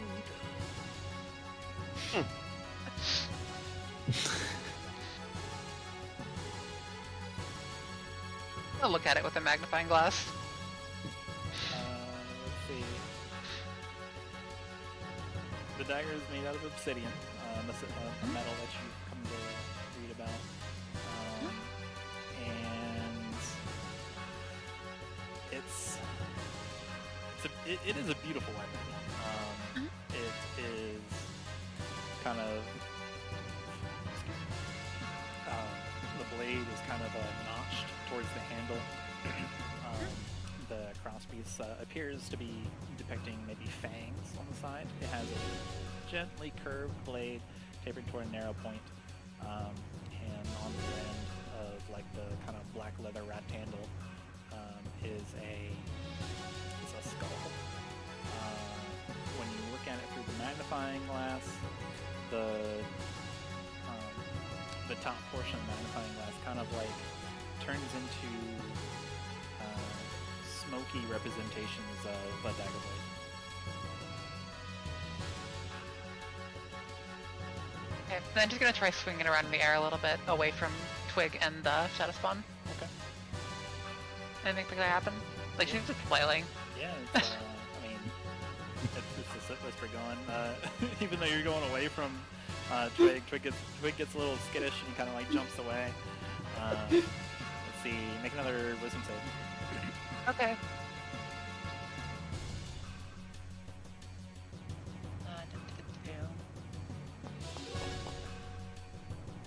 Okay. Let's see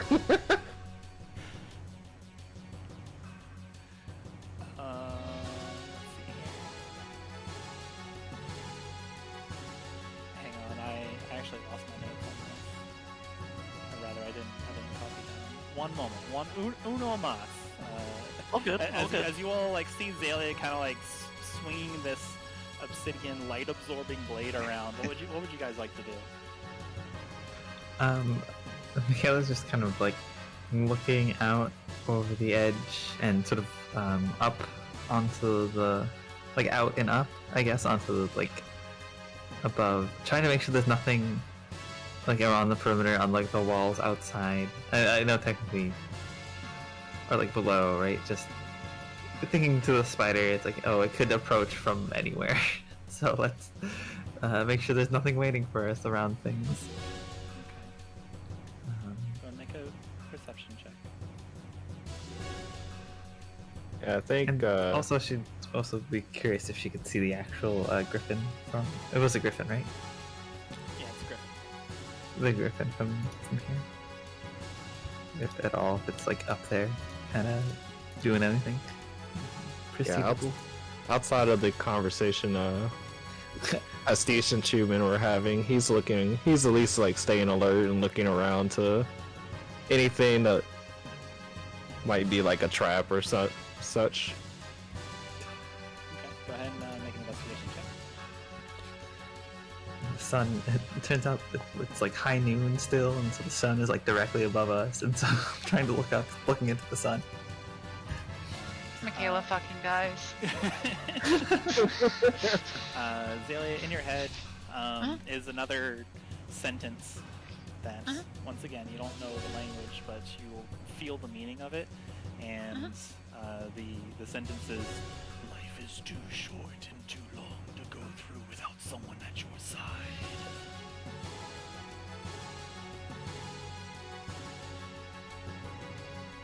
Xalia's going to respond with it basically in her like in the way her brain works, basically an index list of everyone she's ever known in the state and the relative status to her.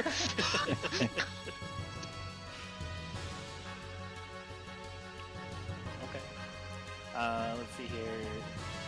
Makayla. There's rocks. You ascertain that you're very high up. If you were to like you look up, like looking for the Griffon, and then you look down, and you're like, oh. Chuman, during your investigation, you look around. You don't really see anything kind of like trap-like. There's the puffs of the fire coming out of places of puffs of flame coming out of the places of fire, but you do find something interesting at the end of your investigation. Kind of where, like there's this convex lens facing towards the glass case. You're not quite sure what it could be. You give it a couple taps with the end of your like hand axe and kind of look at it, and then flash! You're blinded for a moment, and your picture is taken. Stumble You just back hear- and regain your, like you see spots everywhere. Just hear Chuman just grunt and just blunts. Pastiche, you can see like a quick developed little square just kind of spit out of this little machine kind of thing. It's got like it's a super close up of Chuman's face. You can like see up his nostrils. You can see the Pastiche is glow. going to take it. You can And see the start glow walking through the away. goggles. Cool. Go ahead and put Chuman photo in your inventory.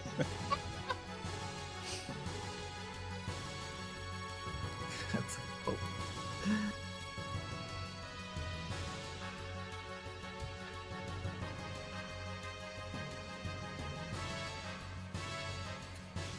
Makayla would eventually like turn back from, looking around the perimeter and say,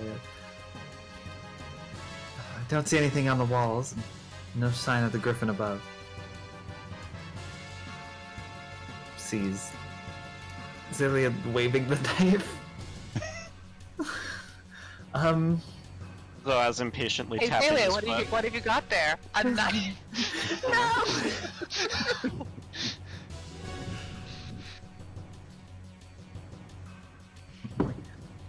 Makayla kind of looks to the other people. It's like, ew. Is this Oh, does it? Is it? And then she looks at Xalia. Well, is Still waving it around. She's spinning now. well, if it's caught your interest, it must be at least somewhat interesting. Perhaps it wasn't. Perhaps its plaque wasn't such an exaggeration, but we can spend more time with it once we're done. We have a beast to slay.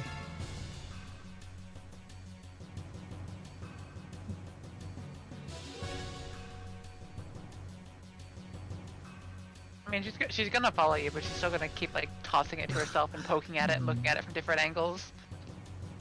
That's fine. That's about all Makayla expected. Can I roll like an Arcana or investigation, or is this first one all I get? First Like one's already? all- Okay. Huh? First one's Okay. all you get for now. Okay. That kind of like represents your best attempt at it.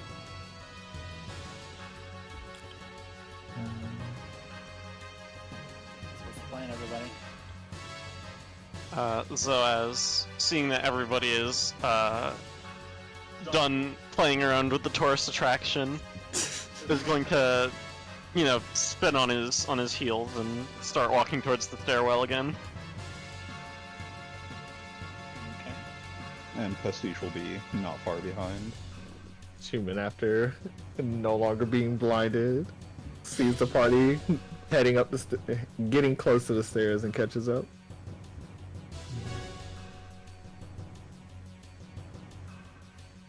Alright. Yeah, I think we would.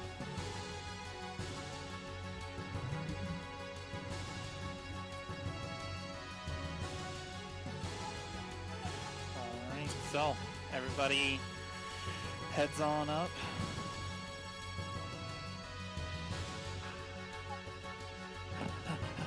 Running up to head towards the Griffin, towards where you believe the Griffin is. You kind of curl around this stairwell, around the southeastern pillar, and you run up each of these steps, kind of tens of feet, hundreds of feet, as you're cresting more and more into the air. As you're running up the steps, you can see the top of Firefinger come into view. You're at a dizzying height above the sands of Khorzaire, and above you, the lip that promises the summit of this obelisk. Red fire spouts out from each charred pillar and curls inward, beckoned by an unseen force. And you're still maybe about 10 or 20 feet away from cresting the place and making yourselves known. Is there anything that you want to do as you are making your way up? Zoaz would probably use Harness Divine Power to regain a first level spell slot. Okay. Going once? Reapply buffs. Okay. Yeah, you can hang on until you're just like a suitable distance to call upon IE. Put an ammunition, some stones, some staff magic, and a potion of my food. Uh-huh. Twig's Get your gonna pre-pull going. Yeah, so he's gonna summon his mage hand and just keep it close by. Okay. Alright, going twice. I'm good. Okay. You round the corner, and let me. You round the corner, and the music changes Let's to hear nothing. it. Actually, Oh, Wow. not hear it. you round the corner, and then amid Whoa. shattered Ooh. pottery and roaring flame is a yellow and gray sundial in the middle of the summit.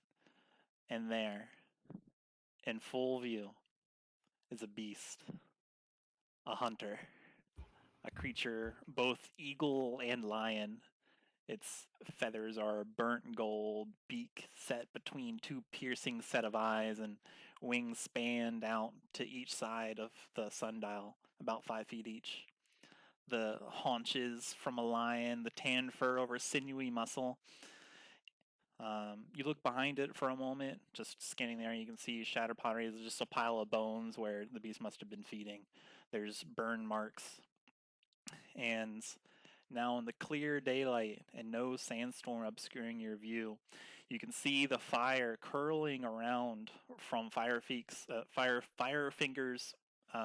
peaks and coiling down into the creature's beak as it seems to be consuming the magical fire from the great beacon. And you can see a salmon-colored crystal glitter in its chest. Fire slurps into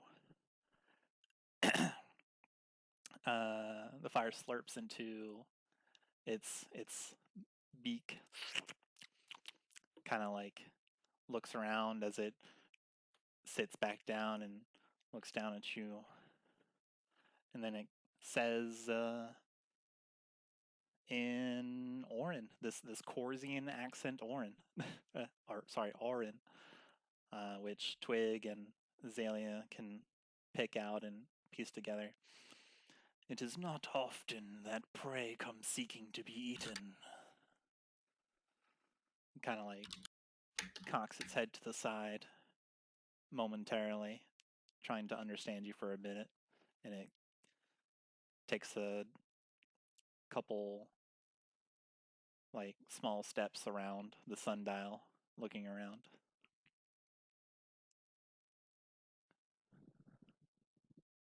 The rest of you hear kind of like a squawk and a chirp. Xalia just kind of stares at it. And then she's gonna, like, because she's feeling a little bit gremlinish, she's going to try to minor illusion, like, primordial Aquan. Just a little voice right behind its head going, boo. Like, deep sea Aquan stuff. Okay.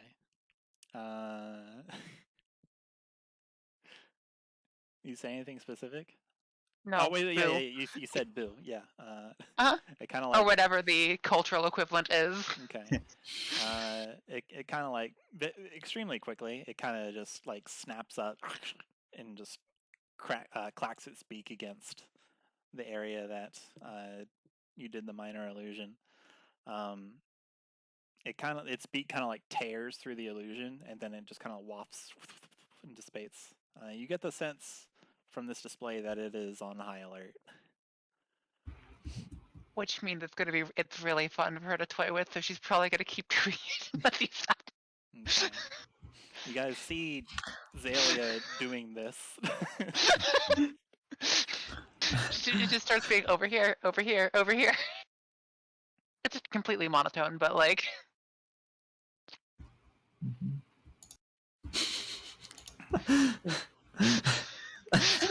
Oh You man. can see as this happens and no one prevents Xalia from doing anything, you can see the Griffon kind of like crouch down a little bit, and you can see its muscles tense a bit.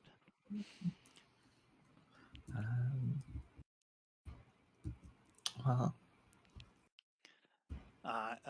It'll say kind of like to all of these things in Aquan, because now it thinks that there's Aquan about, I guess, maybe. Anyway, you hear it say in Orin, I am Zertsum Swang. In a past life, I was merely prey pushed around, and now I've been granted the chance to become the greatest predator in Khorzaire. And it kind of like curls around the sundial a little bit. Who among you wishes for an honorable fight? And like the rest of you, not Twig and Xalia, just hear chirps, claps, and this bird noises like the head kind of shifts to Chuman as its gaze pierces through you. The reptile from this morning, or you, snake? And you can see the gaze dart to Pastiche, still chirping, squawking. My instincts tell me you're stronger now. Maybe this time you won't be so easily crushed. Makayla, having no idea it's actually talking, will step forward, like staff in a fighting ready position, and like from the staff will come a song, like it will have the sound of like an eagle shrieking, like back at it, as if it's like an eagle shrieking, like for sort of sounding like it's gonna go on its prey, like she just like thinks it would be appropriate to like respond in a bird noise, like to try and intimidate it. That's what it thinks. Okay. Yeah. As Makayla and the beast step forward, Pastiche is going to take a very deep breath and step forward himself. Twig, still disguised as Chuman, is going to step forward and give a like he's gonna extend his arm and give a bring it on gesture. Zoaz is looking quizzically at people getting closer to the Griffin, and is going to stay right where he is. Well, I'd rather not be right next to the edge. Thank you very much. Yeah, exactly. You got some stairs behind you. Yeah. She can't do what she wanted to because she has the shadow spawn. Fuck. Oh, Oh yeah, the shadow spawn should be up here. Yeah, let me go bring her from the second floor. I think she might honestly. This is an idea I really want to go with, so I Then might. do it. The shadow Yeah. spawn Yeah. is dragging down Zoaz and Xalia's movement speeds. I mean, it doesn't affect me, Oh, but yeah, it's just gonna Zoaz. it's gonna vanish into the ether because she has an idea and she's gonna fucking go with it. Okay. Whoosh, whoosh, whoosh, whoosh, whoosh. Oh man. Where he? Hey, you remember when we were bullying it in Aquan? Okay. What if we, made it think there was an actual water elemental there trying to throttle it and drown it? All right. Well, Xalia, as you, what does your Phantasmal Force look like? So it's got like verbal Looks somatic like- material. Probably for her, just kind of. You know what? For her, it's gonna be her whispering like a little bunch of weird noises, and the actual like features of her face contorting around and various weird signals. Okay. Maybe other parts of her body too. Like one of her finger rides up to the most far towards her arm, and then rides back down to where it hurts. Okay. That happened a few times. The Griffin alert looks to you and sees looks around you, and it appears to be focusing on things that are around you, and then you can see it lift up its right huge talon and then slam it back down. It does like a little kind of crater impact next to the sundial, and it opens its beak, and then you can feel your spell being drawn from you, and the beast eats it. Oh, Wow. nom nom nom. Mhm. And you guys see the sand that's on top of Firefinger kind of swirl around like as the wind picks up, and the Sand kind of swirls around. You feel the wind get a little heavier, and just the sand rises into the air. And to your horror, the fire from Firefinger also joins the party. Oh no. And the sand ignites, and this huge fire swirls around as this little tile's missing a texture. Whoa. Whoa. Oh, as this fire swirls around, engulfing. Let's see here, engulfing Pastiche, Twig, and Makayla. I need to do some stuff. As the fire whips around, the DM frantically looks for the spell.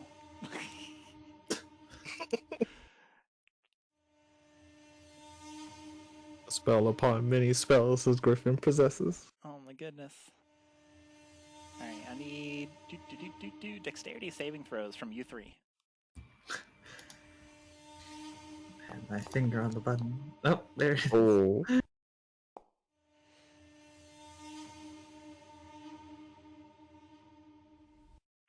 Okay. What we got? It is not a DC 10, so ignore the DC there. Let's see here. Let's do some damage. And everybody roll initiative, by the way. Okay, that's what I figured. Oh, that sure is a fucking damage. Oh, let's go, Chuman. Thank you, Mitch, for that crit roll. Okay. Oh, I actually double checked. The DC is 10. Oh, nice. I Nice. did that on Thank you, purpose. Blevs. I did that on purpose. So yeah, you guys take half Yo, damage let's of go fire foresight. damage.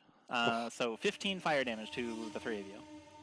As Didn't hurt. the Griffon kind of flaps and curls the fire around and just whips up this massive wall of fire. This opaque, can't see through it, huge wall of protective fire. You hear this squawk, and battle commences. And as the fire scorches us all, Pastiche quickly whips around and spins their brush a bit to catch some of the flame. Nice. Take it half of half damage. Let's go. Okay, cool. Let's see here. So, as the fire rages on, do Chuman and Xalia. Just you two. Hello. Go ahead. Okay. So is this so wall of fire? It has one way that's hot, one side that's too hot, and one side that's like fine. Which are the bad side out or in? Let's see. How tall is it? It is 20 feet tall. Okay, so it obscures the Griffin's. The Griffin is completely obscured. You can't see it. But for Xalia's question, you can feel the heat blistering towards you, so you get the idea that based on your arcane study, that the side that you are currently on is the hot side. Okay. Hmm.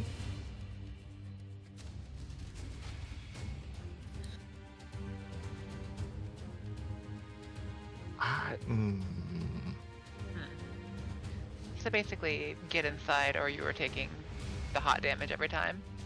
I guess over here might be safe. No, it's still 10 feet, isn't it? Yeah, it is. Yeah, that's your understanding of the spell. Chuman, you have no idea what this is, though. Chuman is lost no. outside of feeling hot. Oh shit, that's a Chuman, really cool you're fact. charred, burned, exploded a couple times. You're on the end. You're on the edge of Firefinger, looking down a dizzying 777 feet drop. Sweat drop. Xalia is, I think, going to take a step back And then she's going to use her action to, well, try to see if this not doing it directly affects. And we're going to summon it inside the wall. Okay. And we're going to choose fear for this one. Terror. Terrifying shadow spirit. Whoosh, whoosh, whoosh, whoosh. So this one is similarly like the Hollow Knight-esque shadow, but instead of being a relatively stable form, it's like constantly shifting and occasionally like screaming without like bursts of light out of various parts of its form. You don't really see a stable face anywhere. It's just kind of roiling mass of shadow and bursts of light. Its AC is 14. Yeah. Okay. Radical. Yeah, that's exactly what happens. Okay, can it act the turn I summon it? It goes after you, yeah. Okay. Chuman, you want to do anything? Thinking if I want to go ahead and use my crossbow, but then I'd be at a disadvantage because I can't see. Correct. Yep. And I took the safe spot outside the wall. For me, I only feel that it's just hotter than normal, correct? It's hotter than hot in lots of good ways. I mean, you can also see the gigantic wall of flame. Well, yeah.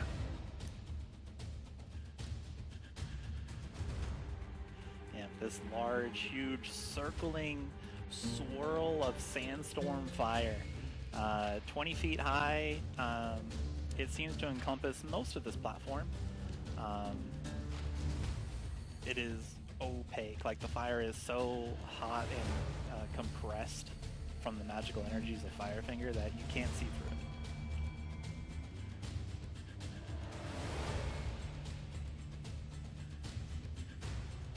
Well, Chuma's gonna actually step over so that he's not directly over the edge, and he's gonna take a dodge action just to see what the Griffin does, Okay. since he can't see. Alright, so we got bad news for you guys. Spurred on by this swirling, whirling fire, you sense the flames from the beacons that the bird was just ingesting come alive. Oh, that is bad news. Bill! Oh, Oh. they Huh, planned, yeah. they planned those rules. Uh-huh. However, this acts immediately after me, right? It acts immediately after you, yes. So, it's going to kind of just explode in this wave of light and like liquid shadow, and you know whatever's within 30 feet of it Okay. has to make. Oh, that's everything. Okay, That's everything. Whatever. Yeah. That's all of you that's guys the do. entire table. Alright, I'm just gonna roll This is just Whatever. everybody. So what's your spell save? wisdom. 15. Okay, I'm gonna roll once for the flames and then once for the griffin. Oh shit. Okay, alright. Okay, all of the flames. Well,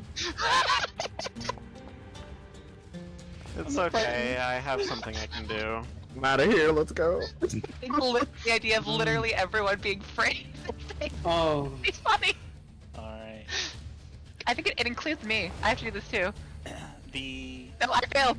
Literally only 2 minutes left.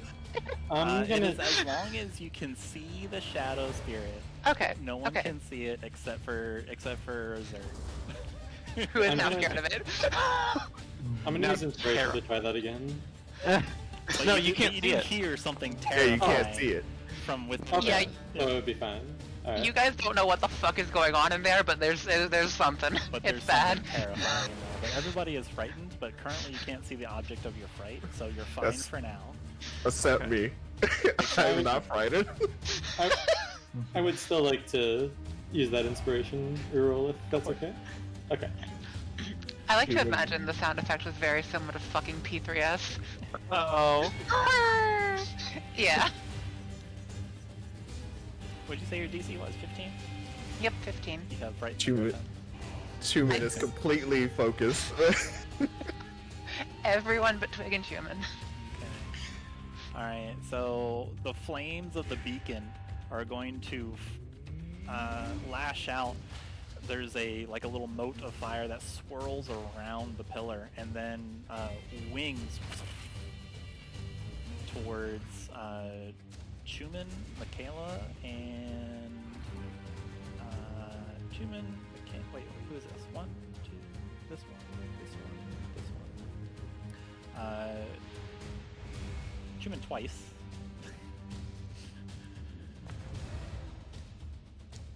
I took a dodge spell, so is it not disadvantage or no? It is, because you took Okay. dodge. So an 11 to hit? Nope. Okay, and a 5 to hit. Yes, definitely. Barely missing. Okay. It was close. Just glancing blow.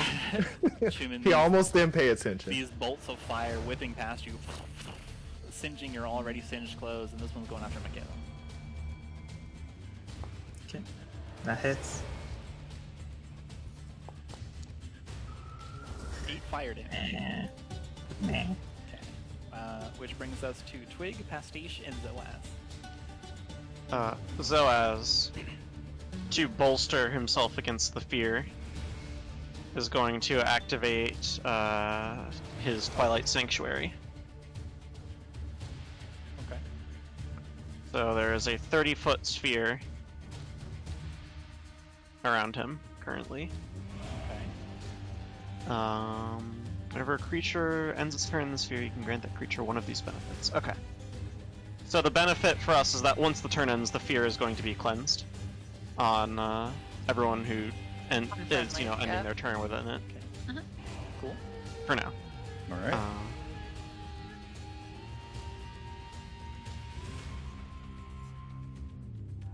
So this beautiful sort of like starry, like pinkish purple night sky just sort of overlays itself around us.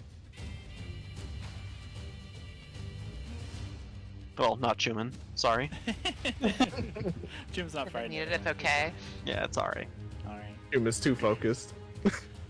Okay, so just to make sure I understand the situation here, Makayla, Twig, and I are like right outside the firewall right now. Right Yes, outside, you are that's right in the death zone.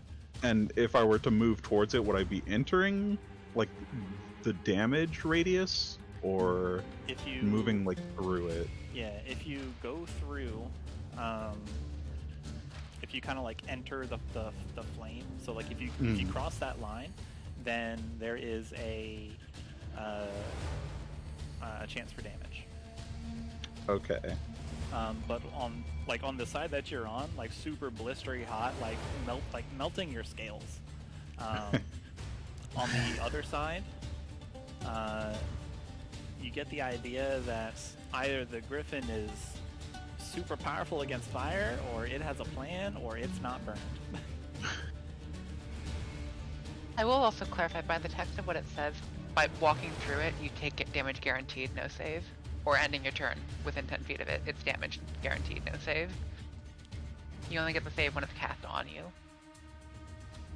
So, it was cast on us. So aren't we like technically in it? Not necessarily on one side of it. Oh, that's true. If you exit it, you will not be taking the damage When the because you didn't enter it. Yeah. Okay. What's the plan?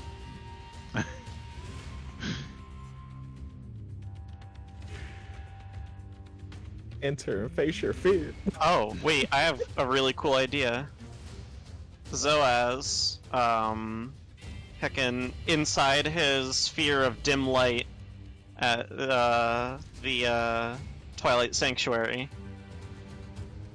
is going to sort of swing his staff around himself in a circle, and he takes a step forward, and rather than, walking horizontally, it's like sort of stars form footholds for him as he rises up off the ground.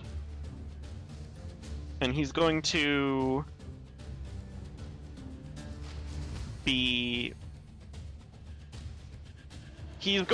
sort of like walk upwards so that he's not currently in the The heat zone.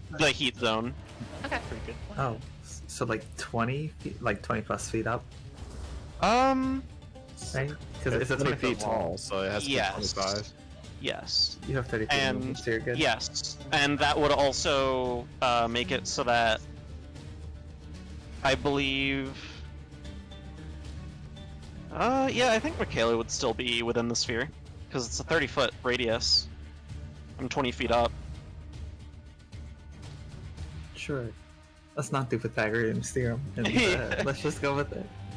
Wow. Hey Val. You're 30 feet up, and it's so being 30 feet up will, and at the rate of 30 feet, Makayla will not be in the sphere. None Yeah. of these people will be in the sphere. Really? No, I thought I was 20 feet up. Oh, if you're 20 feet up, that's, let me see. Yeah, there is in the sphere if you're 20 feet up. Well, you don't have to be necessarily 20 feet, like, vertical in that spot, for the record. Yeah, but regardless, Tekken, they're in the sphere. Okay. What's the plan, everybody?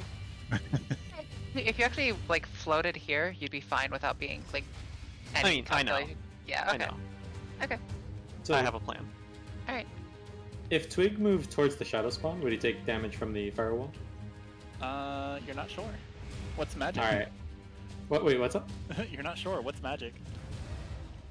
Twig knows a little magic, a little bit. This is a spell that you have not encountered before. You might Yeah. have heard you might have heard Anna like talk about it. Like He probably wouldn't have heard too much. Twig knows some party tricks. Yeah. He was fighting a plastic bag. All right. I'm gonna improvise an action. Go for it. I want to drench myself with the water from my water skin, Okay. Oh, that's a good idea.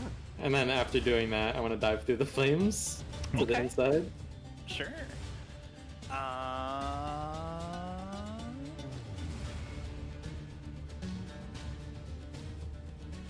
Yeah, if that works. Sure. You can dive in. Let's see.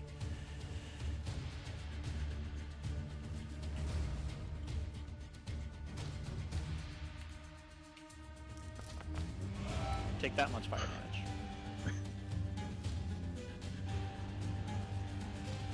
I see. Following suit, Pastiche is going to start twirling their brush in preparation before You now taking see a the- single step forward. I'm sorry, Pastiche. What'd you do? Sorry. Absorb more elements. Oh, you're absorbing elements. Okay.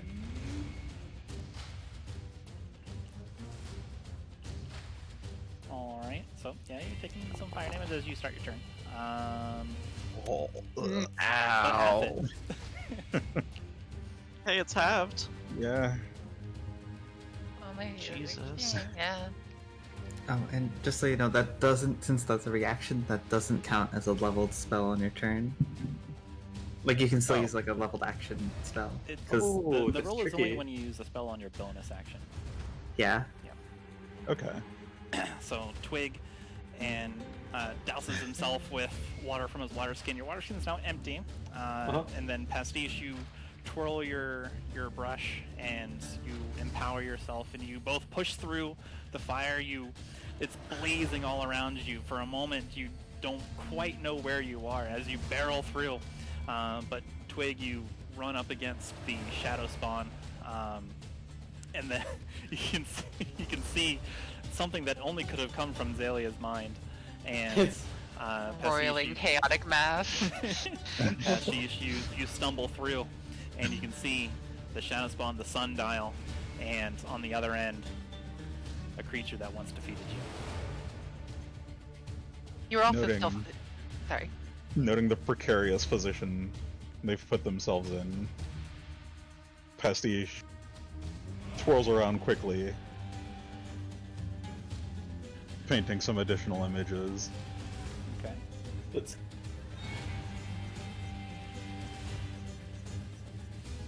All right. Could I take a potion as a bonus action? To yourself, yes. Okay. I will do that.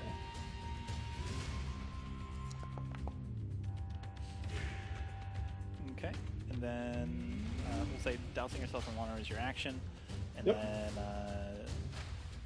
which brings us to the next gout of flame.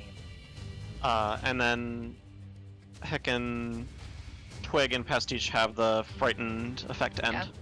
You are no longer supernaturally afraid of this massive shadow. Okay. To walk through the flame and suddenly realize, oh, it was just Ilya. Yeah. Oh, that makes sense. Would we also get temp HP from? No, it's one or the other. I have to choose. Oh, I see. Does it not apply for yourself as well? Oh, it does. I was getting to that. Okay. A bolt of fire streaks across the platforms, heading towards Zoaz. And it impacts the brazier next to me. Very close. And now it is Zertsum Swong's turn. The Griffon kind of curls around the middle of the platform, getting low, keeping its chest kind of like parallel with the ground as it kind of like clacks its beak, inspecting this shadow spirit that has apparated. Kind of, it seems a little put off by it, not quite sure what to do.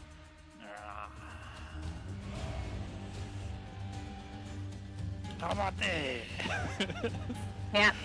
Can't move towards the source of its Oh, fear. that's right. It goes to move forward, and then it's like, no, never mind. No, I don't like that. Never mind, just kidding. It moved forward and like a bubble popped on the surface. Like, Yeah, it's like, oh, never mind. It goes to like lift a talon, it's like, ugh. It kind of like chirps, clacks. Let's see. And then it spies Pastiche and Twig come in, barrel through the flames, and you can see it kind of smash its battle axe of a tail into the ground. And it just stays where it is, but it's gonna kind of just posture itself. And you can see it kind of whipping its whip-like battle axe adorned tail behind it. Let's see here. It's going to do the saving throw at the end of its turn, which brings us to Get a Makayla's saving throw? for a dreadful scream. Does it? I'm pretty sure it's just. It can. At the end Oh, of it your does. turn. Okay. Yeah. Okay. Okay. It's a wisdom. Yeah. Yep. All right, which brings us to Makayla. Damn. All right. Well, Makayla's gonna like hear the scream, like sort of from behind the flames, see like this like terrifying dark silhouette of something, and then like kind of just sort of instincts kind of force her to take a step back, and as she does, she's gonna cast a bonus action healing spirit. I don't need to place a measure template. I have something better. And as before, like the sort of spectral vulture will kind of reappear, flying around in a circle, sort of dropping like with a rain of like these phantom feathers around it. And I will heal. Please be a decent roll. 3 HP. Very nice. Let me make sure I have the right character selected for this. Good. Alright. Actually, yeah, we're good. And then, so where are these like high up? This Mephits? They're maybe 5 or 10 feet above the ground. Okay, so like not in melee range. If I were to walk up there, that's what you're saying. You could try. You could kind of climb up or jump up and get at them. Mm-hmm. Sorry, I just Yeah, pictured, that's fair. I pictured 10 feet. They're more like between 5 and 7 feet. So you could jump Okay. and get at them. But just You know, standing, you cannot. I think mechanically it'd be kind of it'd be silly to try and swing a wooden stick at fire spirits. So instead, just gonna throw Gonna throw her stones at actually let's go with this one by Zoaz and Xalia.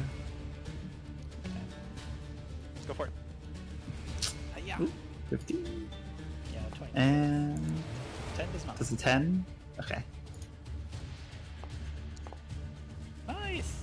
6, Is that 10 the one- damage. One to the Oof. southwest. To the bottom, southeast, the one next to Zoaz. Oh, okay. Sure. Ow! You wing your Holy crap. magic stone at it. It kind of like bounces off the basket, and just burl, and you shaking. You can see the the fire flicker for a moment and dissipate, but it's still there. Are these things like? It's literal fire. Oh, okay. So it's like the fire taking form, right? Yes. Got it. So it's sort of like the magic, the energy of it kind of hitting, Yeah. clashing. In which case, I guess it'd make more sense just to do the additional damage from the Gathering Storm then. Okay. So 2 extra damage. Pow pow. Alright. And then Where Kinda- you can feel the blistering heat of the wall of fire in the middle there. and kind of, I guess I'll just end my turn over here, and no longer frightened. Or actually, let me. It's probably best. Let me make the wisdom saving. Oh no, that's it. You have to use an action, right, to make that, or no? You're For talking about the- the fright?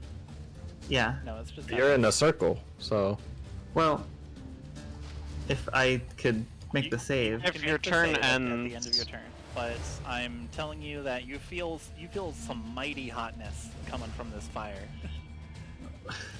I mean, I'd feel mighty hotness going through it too. So Okay. there's not much cover. Okay. All right. So at the end of the turn, you can make a wisdom save. Sure. I mean, even if you don't make it, you can.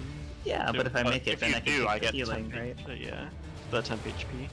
you made it. And, Very nice. Yeah, and I also wisdom is again my best stat. So Uh huh. All right. So you're no longer frightened, but the blistering hot, face melting heat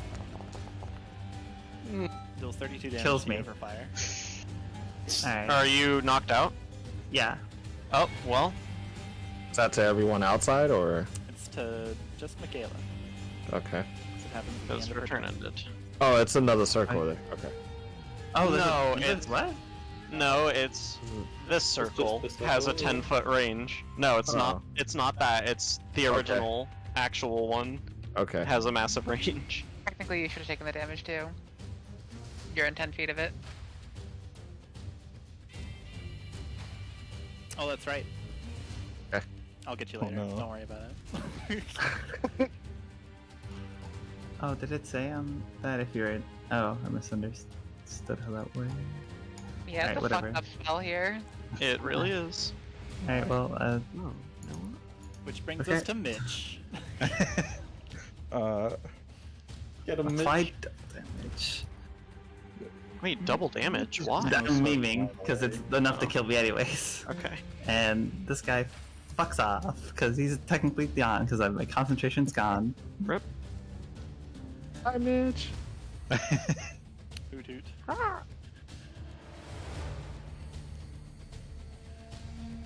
Alright, which brings us to Chuman and Xalia.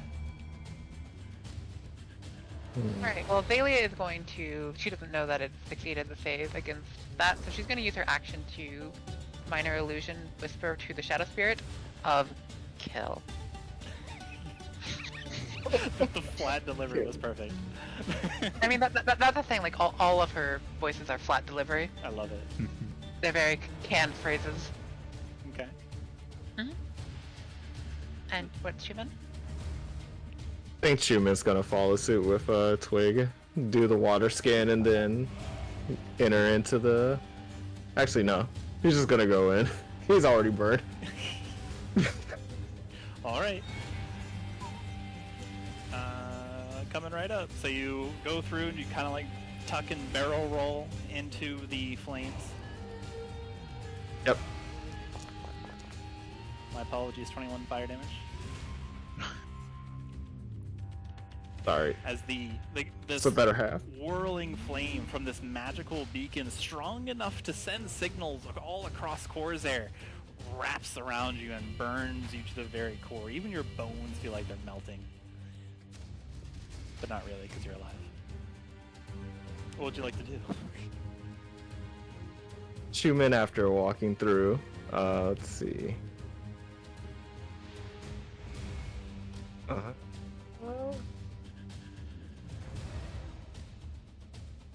Wait, no, I can't do that. He is going to use Zephyr Strike. And then after walking through, in a complete serious face, he's only focused on the Griffin and nothing else. Fire 2 arrows. Do it. Hey, nice. On an inspiration, that second one. Okay, go for it.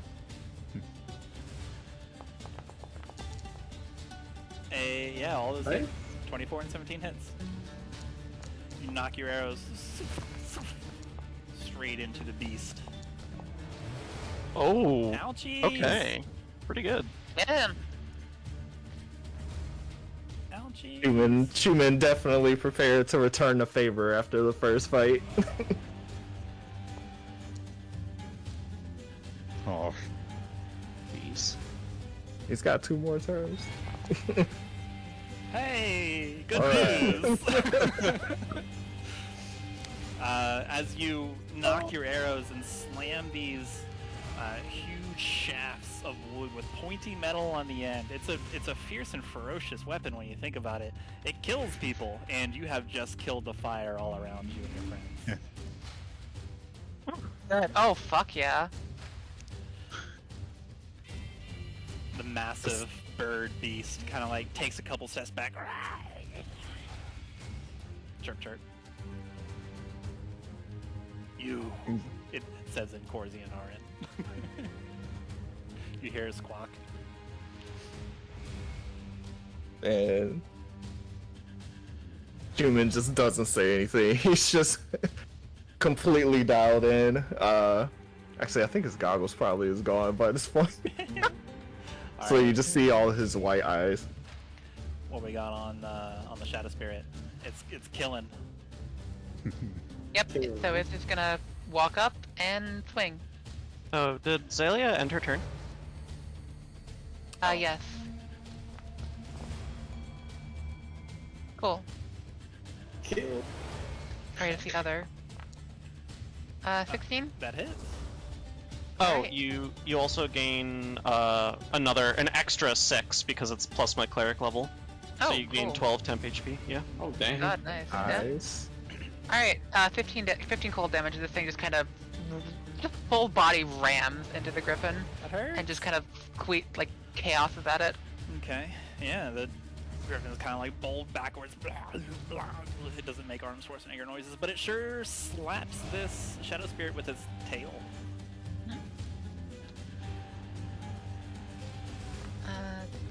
Does not have disadvantage. This is so fucked up. Okay. 14 bludgeon-ish damage as it slams its battle axe into the Shadow Spirit and needs to make And a then I strength need to save. make. Yep. Okay. Nope. Nice. The Griffin kind Still of there. spins around and slams its battle axe tail into the kind of midsection of the spirit. It threatens to move it, and you can see it kind of like skid and dig into the rock as the Shadow Spirit holds fast. And then let's see here. More firebolts. It's gonna roll ones for all 3. Well, I guess that doesn't make sense. Chuman, and then Twig, and Pastiche. Nope. okay.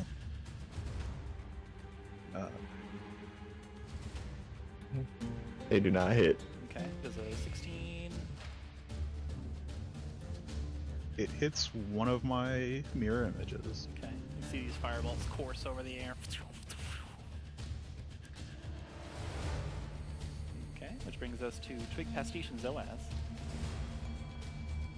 Zoaz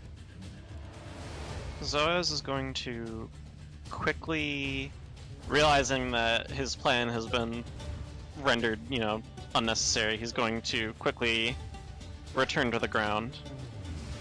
And then, so he's no longer 20 feet up. And then is going to begin administering a Cure Wounds to Makayla. Nice. And while that's happening, Zoaz kind of like steps down on these stars, just boop, boop, boop, boop, boop, boop, and then brushes Makayla's face. Meanwhile, Pastiche and Twig. Can I use my bonus action to have my mage hand pickpocket a healing potion from Twig? And then just bring it near Makayla, like floating there for anyone to grab? Sure. Okay. After that, Twig is going to sidle up around the Griffon Okay. and Booming Blade. Alright. Pastiche is going to approach alongside him. The two of you Oh, bolt we'll forward. attack at once. The two of you bolt forward. Twig, you kind of like slide underneath the Griffin, moving through all four of its legs, and then pop up and then just bop it on the rump with your booming blade. 26 hits. oh, you're just out of range, Twig. No. Okay, it's fine. I still have movement? Uh-huh. Go ahead and give me the. Oh yeah, you're on it. Never mind. Ouch. And as Twig is pecking at its backside, Pastiche is attempting to fling acid into its face. 16 dexterity saving throw. Attempting. Having ensured that Makayla is alive, the Cure Wounds has taken care of the worst of the burns, not all of them, but the worst of them. Zoaz is going to step forward in front of Makayla. You see a floating healing potion just in the air next to Makayla. Uh-huh. And yeah, cool. Okay. If that's everyone's turn, we're all going to get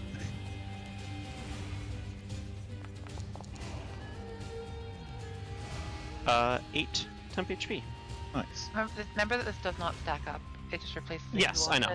Yeah. Yeah, I'm just reminding in general. Okay.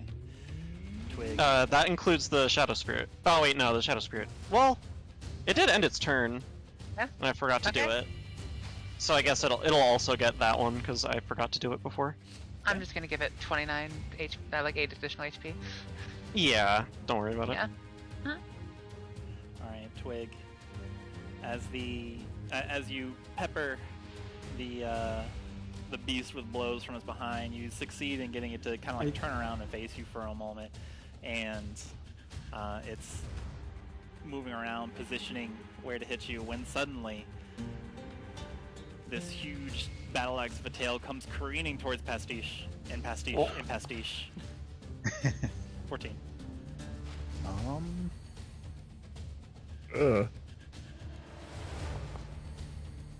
A 14 misses. Okay. Nice. That was the best one I've ever seen.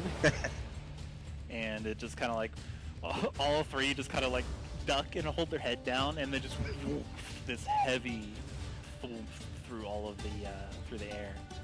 All right, you three done? I just need to apply the thunder damage from Booming Blade. Hey! Nice. Nice. Twig, got bad news. He didn't learn. Your scimitar glows with heat. It glows like a branding iron, and the handle just burns your talons as you hold onto it. You have to kind of like toss it up in the air and catch it, toss it in the air like a hot potato, as it becomes too hot to hold. Uh, And you take Ow. 8 fire damage because your Ooh. scimitar is very hot. Thank you, temp HP. oh, yeah. You mean I take 0 damage? Yeah. I'm going to drop the scimitar on the ground. Okay. And then now we come to the Golden Griffin's turn. The Griffin is going to peck and claw at Twig because this is no good. You have made him bleed his own blood. He doesn't like it. No good. Okay. 17 to hit. And 10 to hit. The 17 hits, the 10 does not. Okay. 12, Ah! 12 piercing damage. That's a nice 6 piercing damage. Hey! Alright, and then the Griffin is going to beat its wings just with a heavy gust of air. You guys can see, feel the sand kind of flicking against your skin and scales as it goes and moves over here. It just kind of Opportunity. hops away. Get his ass! Get his ass.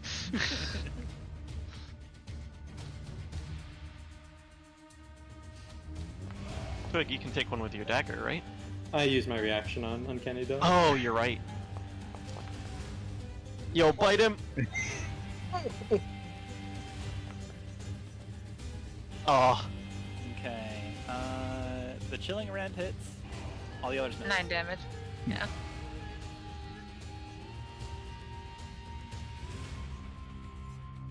Pastiche snips at the griffin and hisses as it backs away.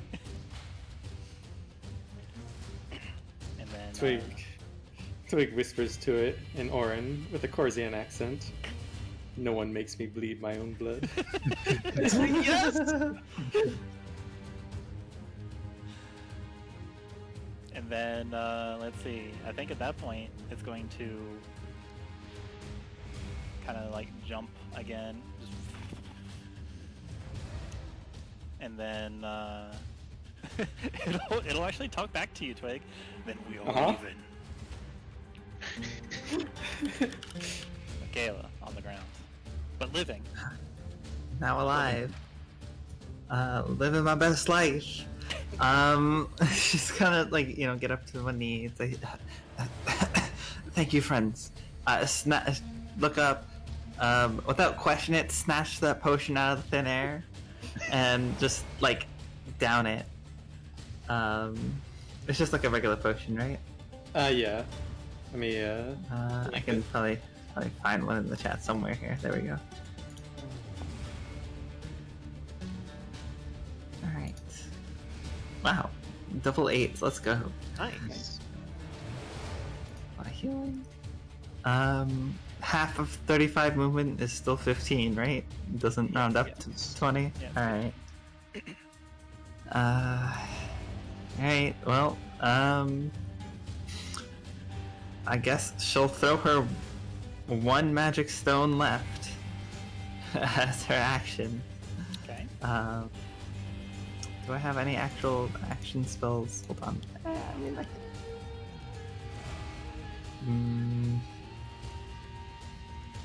I acknowledge we're going a little over time, guys, but Sorry. get Fine. to this. That's fine. I didn't even realize, I'm not gonna lie. Yeah. Actually, you know what? This is probably just more effective. I'm gonna just cast web on nice. the griffin. Hey, that's really good, actually. Makayla, sounding sad. I guess I'll throw my rock at it. Wait, I can throw a web at it. And then it's going to. Okay, so Can I actually? It doesn't have to be a square. Or can I? No, whatever. I'll just keep it as a square. Hold on. Let me move that. Won't it absorb it? Or is it use reaction Oh, already? that's a good point. Is going to see this magical web that is being Oh yeah. flung Its at turn. it, and it Mhm. cracks its whippy tail and opens its beak and sort of lunges at the web a bit and eats it entirely. Well, now y'all can use more actual important spells. Yeah. I mean, that one would be pretty important. But it Also, doesn't mean I can fuck with it. also, we're fucking getting rid of its 3rd level spell slots, even though our characters don't know that. Oh, Getting rid of its what now? it has Yeah. spell slots? You don't know. I mean, it's a 3rd level spell. You guys have 3rd level spells? It's a 3rd level spell. I just asked Selene for help, and she's like, "Yeah, sure." Pastiche and Xalia turn to you. Well, you see, there's this thing called circles. Magic circle. There's the first circle. Don't talk to me about circles. There's the second circle of evocation, and then When you perform your Plug my check- ears to not hear this blasphemy. The magic granted by Selene. Alright. Makayla, I you're no stay longer prone. You stay prone? Actually, I stayed prone because if I'm not attacking, Okay. then I might as well just stay prone and like kind of crawl, a couple Sure. feet over here, and just move over here. Yeah. What is the excellent Mitch going to do? Keep flying away. Thank you. Fluff, fluff, fluff, fluff, fluff, fluff, fluff, fluff. Okay. Which brings us to Chuman and Xalia. The beast Alright, no so- longer obscured by a wall of flames. Well, In the wait, no, I course. can't do this because it drops concentration. Fuck! Aww. And I can't make it move before me. Wait, I can ready an action, right? I can ready an action for after. Yeah, you can always ready an action. Actually, we can. I'm ready in action. Effect Hold, But- hold on. ending your turn in Zoaz's circle. What? Did Makayla get her effect from ending Yes. her turn? Okay. Yep. Okay, Xalia, what action are you ready, and what is your cause? Sorry, what is their cause? She's going to ready a phantasmal force, and the cause is going to be once the shadow spirit completes its swing on the griffin. Okay. Oh wait, I think readying a spell is technically in concentration. Whatever, I hate that roll. That's fine. It Oh, works. yeah, that's weird. Alright, Chuman, what are you doing? Humans gotta mutter, "You won't be getting away," and using Thorn Whip to pull him back. Okay.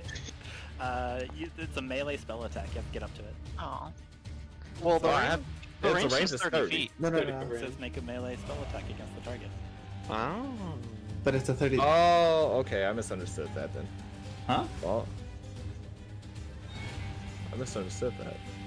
No, because Thorn Whip's what I used for my my You're hook right. shot. Never mind. For- Yeah, why did... I'm going crazy. Never mind. No, it's fine. All right. So Well- a 7 does miss though. Well, then Chuman takes out a hand crossbow, and he's just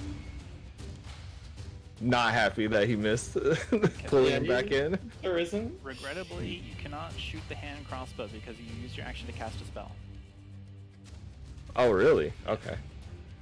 Oh, wait, that's right. Yeah. In order to gain. I can't two use that weapon as a fighting, bonus you have to action. use attack. Yeah. That's fair. You get out your hand crossbow menacingly, and you aim, level the business end against the griffin. Can I actually throw my dagger instead then? No.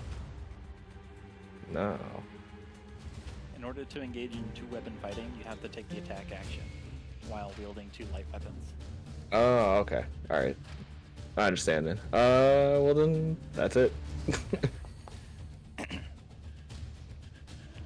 Alright. Shadow Spirit fulfills command. Kill. Yep, walking up, swinging. Chuman at 11 temp HP. Yikes. That Kind of, hits. again, slamming into it, full body. Full body contact. Yeah, good job. Ouch. 10 Yeah. cold damage. And then it's going to dissipate, because it's time It's for my favorite bullshit. Phantasmal Force bullshit. Phantasmal Force bullshit. Why would you ever... This is what I'm here for. Anyway, please give me the intelligence save. coming right up. Oh, Fuck. That was a 16. It succeeds. Everything sucks. I'm sorry. That's my turn. Alright, let's see here. Rip. Boop. Boop. Okay. And then Xalia gains 11, but she has 12, so I think it just fizzles. I don't. Yeah, it doesn't. You can't get me any bigger than I am. True. Alright. The literal fire of Firefinger is going to send out just a burning like cone of ouch towards Twig, but narrowly miss him because he's out of range. This one's going to firebolt at Galloway Cloud. Pastiche. And then this one is going to firebolt Pastiches. 14 towards Pastiches. And then with disadvantage on Makayla. Does not hit. Okay. That firebolt takes out a mirror image. Wait. Oh, the disadvantage? Disadvantage. Oh, thank to your God. prone. Just, yeah, it does not hit. Yep. Although they rolled 2 11s. Because you're prone. Yep. Yeah, that's why I stayed prone. It's for the Nice. fire bolts. Because I was like, well, I don't want to get shot. Alright. Which brings us to Twig and Pastiche and Zoaz. As the firebolts curl around, slamming into the rock, there's a gout of flame that issues forth from the northwest beacon towards you, Twig. It just stops just short of your beak as you take like a couple swaggering steps back. Or Twig, sorry, like- stumbling steps back. Twig flinches away from it, accidentally steps on his burning hot scimitar, flinches away from that. Zoaz is going to step forward. And he's going to get the party started. Oh,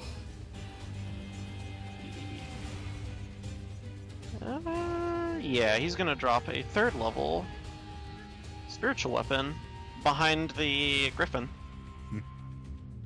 Like right here. Okay. And then it's going to take an attack. A mystical showdown apparates into existence. As he's doing that, Pastiche is going to continue haranguing the beast. it's a good word. It sure is. Does a 17 hit. A 17 does hit the Griffin. Damage. Why did that only roll 1? I cast it as a 3rd level spell. That's another 1d8. Okay, go ahead. Ow! Hey! You can see this thing's it's definitely bleeding everywhere. It's missing like patches of feathers as you guys have like carved out part of it. It's definitely like breathing a little hard. Pastiche, meanwhile, is going to attempt to sling more acid into its eyes. 13. Alright. Pastiche is Yo, fire. get him. Party time. Yikes! It burns.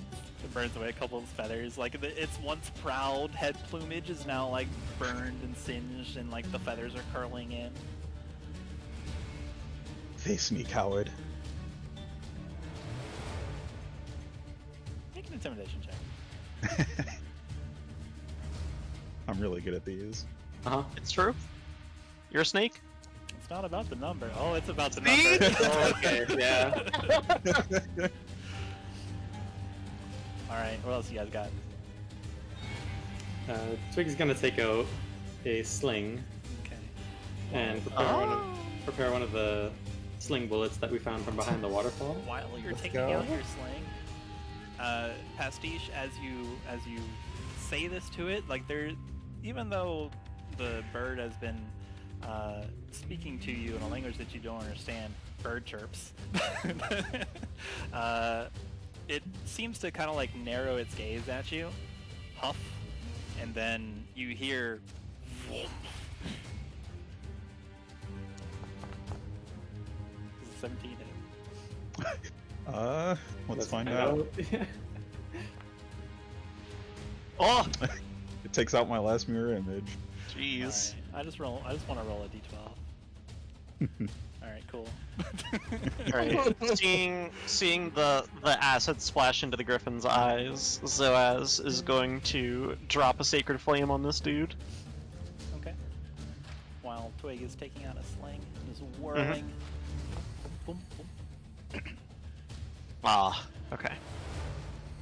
It deftly dodges. Yeah, and you see the Griffin kind of like hopping about. It does like a little spin to whirl its battle axe tail at Pastiche. Twig, what you got? And as it dodges, Twig prepares one of the bullets that they found from behind the waterfall, takes careful aim, and fires from the sling. Oh crap. Let's go sling. you'll get his axe. You're throwing There's you're throwing one of the sling bullets that you found behind the waterfall, as you said. Yes. Okay. I'm not sure what the roll for that would be. Just make a regular attack roll.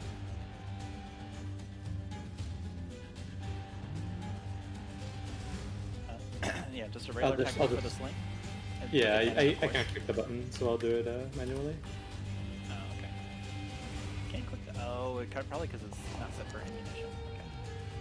All right. Regrettably, 11 does not hit the. Wait, advantage. Oh yeah, with Oh, advantage. right, roll because I again. made steady aim. I say desperately hoping that the next roll works. There you go. Yeah! So 23 hits. Roll me a d4.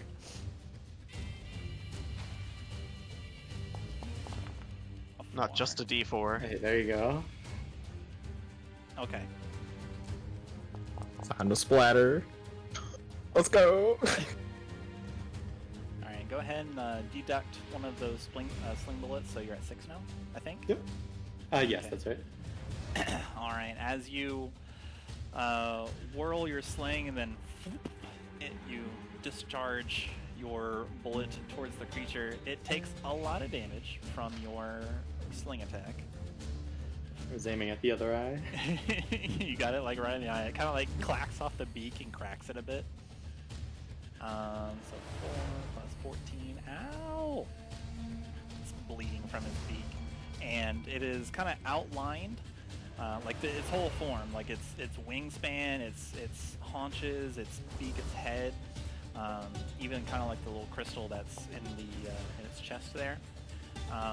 It's all outlined, and you suddenly like have a rush of awareness, and you get the feeling that there's no way this creature could elude your knowledge of its location. You know exactly where this thing is for the next 24 hours. Twig's gonna whisper in Orin in a Khorzaire accent. I can hunt you anytime. You're not free. Alright. And that will be Zoaz's turn. You can add up to 10 again. Temp Alright. HP. Twig, you see 3 rays of fire curl towards you from the northeastern beacon.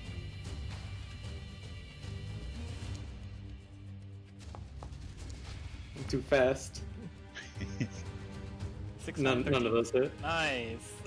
Hey. as you finish mocking the Griffin, you see this out of the corner of your eye, and then just like you just cartoon like jump, do a split in there, and just kind of like move your body to the side, and then just like do a handstand to get out of the other one, and then you're just cartwheeling across the top. Okay. Let's see here. The Griffin kind of gets down, and then suddenly it is going to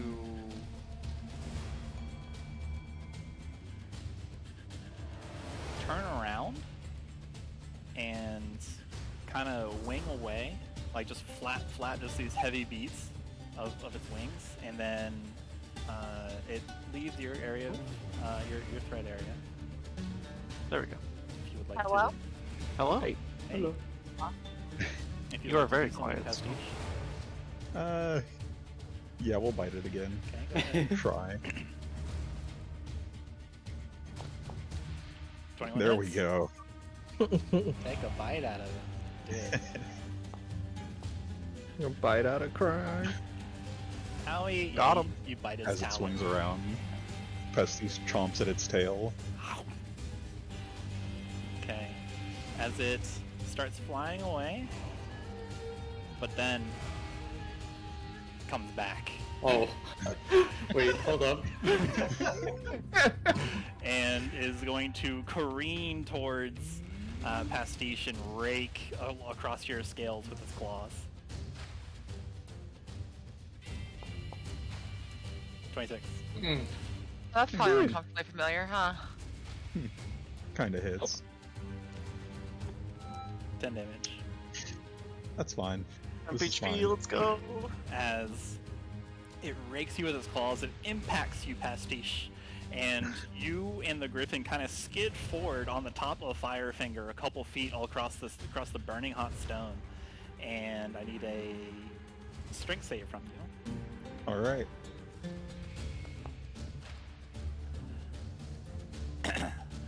Let's see. 8 plus 3 plus. Okay. And you are pinned beneath the weight of this griffin as it catches, like it clamps onto you with its claws, and then just kind of rips around your scales, around your head and neck with its beak.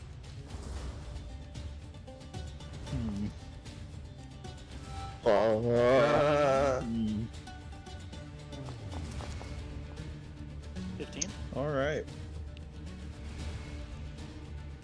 And oh, you're prone. That's why that's Yeah. yeah. And then I need you to contest a grapple.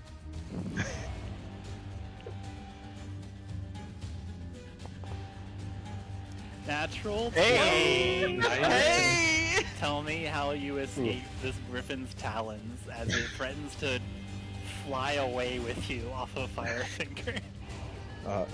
Pastiche, beaten, battered, and scarred, horribly singed, spits a bit of blood into this griffin's eyes as it tries to pin him down, and just narrowly pulls himself away. It squawks.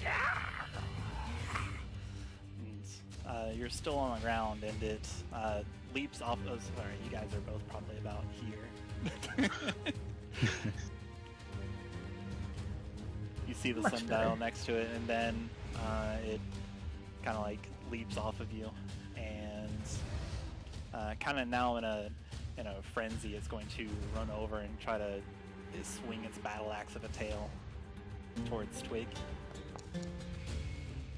26. Yeah. Okay, strength save, please. Woke up. Hey, you didn't even take out the temp HP. Smile. Strength save? Yes, please. Okay. With the Was a 6 save? Oh, you're going off the wall. unfortunately not. As you take Unfortunately. as this this huge tail slams its weight into you, and you were lifted off of the ground and moved in an arc through the air, and you are sent tumbling 10 feet that way. Yeah, 10 it's only feet, okay. perpendicular. It's only perpendicular to the griffin, and the griffin is facing this direction, so it would have to move either of these, and it thankfully could not have killed that way. Alright. And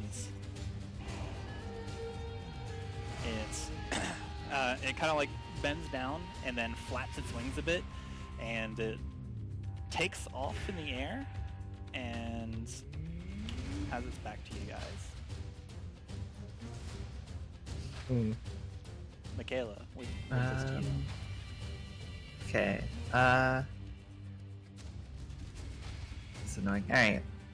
I'm going to cast Zephyr Strike. Okay. Alright. And then get up, be unprone, and 15 feet. This is technically so. This is 5. It's 5 feet in the air, right? It's Yeah. 5 feet in the air. Like you can see Like it's blood dripping down its lion haunches. The fur is kind of matted and coagulated. Its battle axe tail kind of like sagging, and it's trying to flap away from you. It's currently just a little bit off the ground away from you. You can still hit it. Oh, okay. I can still melee hit it. Great. Yeah. Perfect. Need a jump out, though. That's fine because this could be cool. All right, so just, I'm gonna activate Zephyr Strike to get advantage on this attack. Hi-ya! Yeah, 25 18, hits. 25. Doing some damage. Ouch. And then what Go is? ahead and roll your force damage. Hmm? Zephyr Strike. Oh yeah. From Zephyr Strike. Yep. 3. Owie. Now he's down. Oh, horizontally. I can't move it. Darn. If you I could wasn't just sure if I move could the like Griffon track like it down. 15 feet to the left, that'd be really helpful. Uh-huh. You mean I'll to move it. the west? Yeah, no, Yeah. no, thank you. Don't move it. Yeah. Still give me the strength saving throw. DC 15. Oh, sure.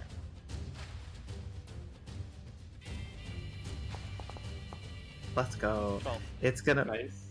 It's moving right in this square. Oh boy.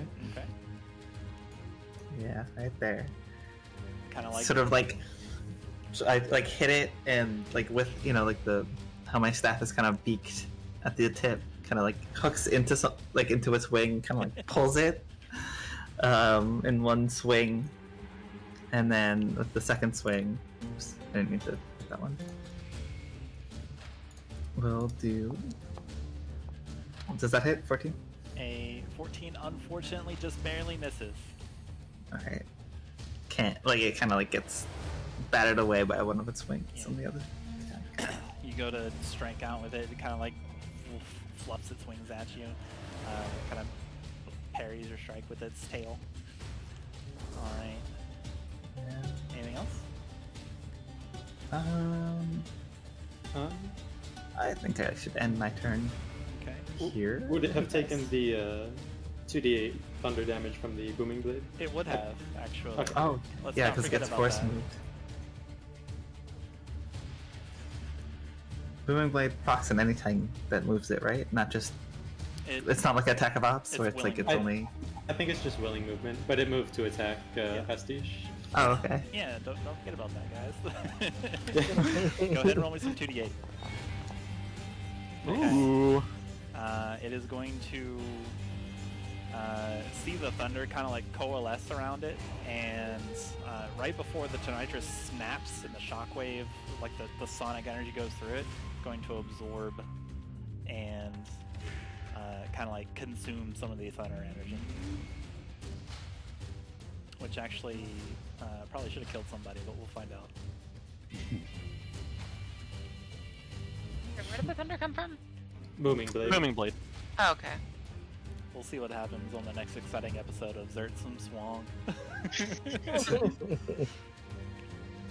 Mitch, bring us home. Yeah, get him, Mitch! Yeah, let's go home. There goes my hero. Oh no, she's doing it. Oh no, Please. Alright, as this griffin is moved towards the center of the platform, as it seemingly is trying to escape so that it can battle you guys another day. As it said, it can hunt you anytime. It's trying to move away. Makayla strikes it and then maneuvers the spirits and drags it in a certain way that it is now. I love that stupid weapon. Hello? It moves towards the center. The fires of Firefinger, the beacons on each of the corners of the section flare up with the just animated energy just coming alive. Chuman and Xalia, what would you like to do? I've demonstrated what Xalia would like to do. Okay, tell me what Xalia would A like to do. dark blade that whispers to its owner, it has seen the hearts of many men. Well, Okay. she's kind of out of cool spells, and she does have this cool sword that she just picked up, and maybe, it's close enough. She can try to do that. So, you know, she's used to the left hand of the sword. She's done it before, right? Yeah. So she's just gonna, you know, grab the sword, pull it out, and just kind of run at the Griffin and swing at it. Okay. Go for it. Would this be with advantage Fuck. for flanking? Or... I'm not sure if it counts with the corners like that. Oh, right. That makes sense, yeah.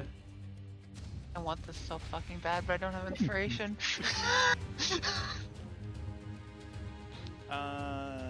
We'll give it a coin flip. Heads? Yeah, it is. Go ahead and roll again. Nice. Advantage time. Nat 20, let's go! Close So enough. close. Okay. Wow. Nice. Make a wisdom save throw. Okay. As we just saw, she's very good at those. Uh-huh.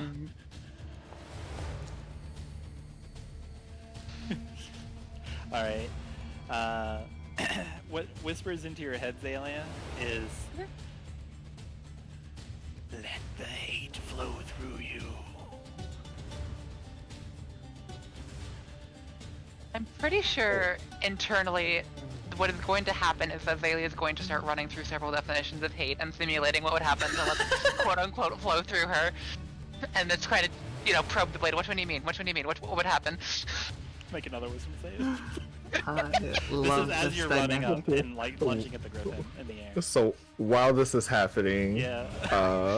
Chuman has cast Zephyr Strike, and so sort of Xalia and Zoaz, you just see an after image of Chuman getting behind you, and you see two very quick arrows directly at the Griffin's head. Okay, advantage on the first one. 25 hits. 25 also hits. It's payback. And the extra D8. Okay.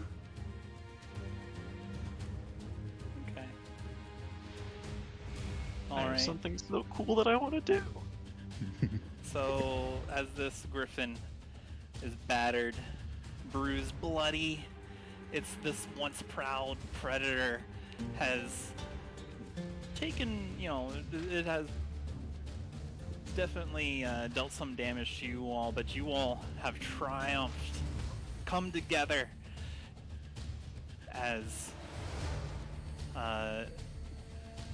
you all drain the last life essence out of this Griffin. Chuman and Xalia, take us out of combat. I mean, Xalia's not doing really anything fancy. She's just stabbing at whatever part is closest to it. Oh, roll me Closest to her. Roll a 1d4 plus 4. Xalia. Okay. Let's see. So Okay. Chuman, having an after image of him just moving backwards. The Griffin and him lock eyes after the first encounter, and as Chuman is loading 3 arrows at the same time, only gives a smirk. And you just see glowing eyes as 3 arrows come straight directly at his head. Okay. Let's see here. Something interesting happens. Hmm.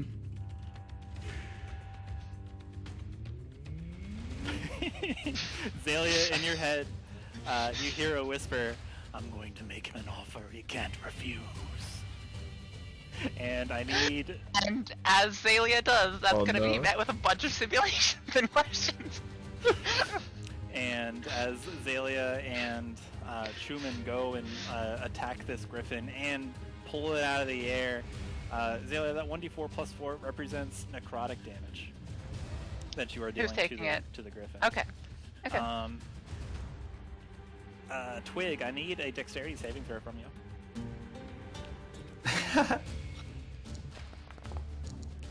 right? Not a problem. I'm a master of these. Alright. The Griffon flying over you is shot 3 times by Chuman, and Xalia carves down its lion haunch with this new obsidian dagger that she took from the tourist attraction, and it no longer has the energy to fly, and it barrels down towards you, and before you realize you're not able to get out of the way, and you take 5 bludgeoning damage from the beast crashing into you, and you're prone. Tripped over the scimitar.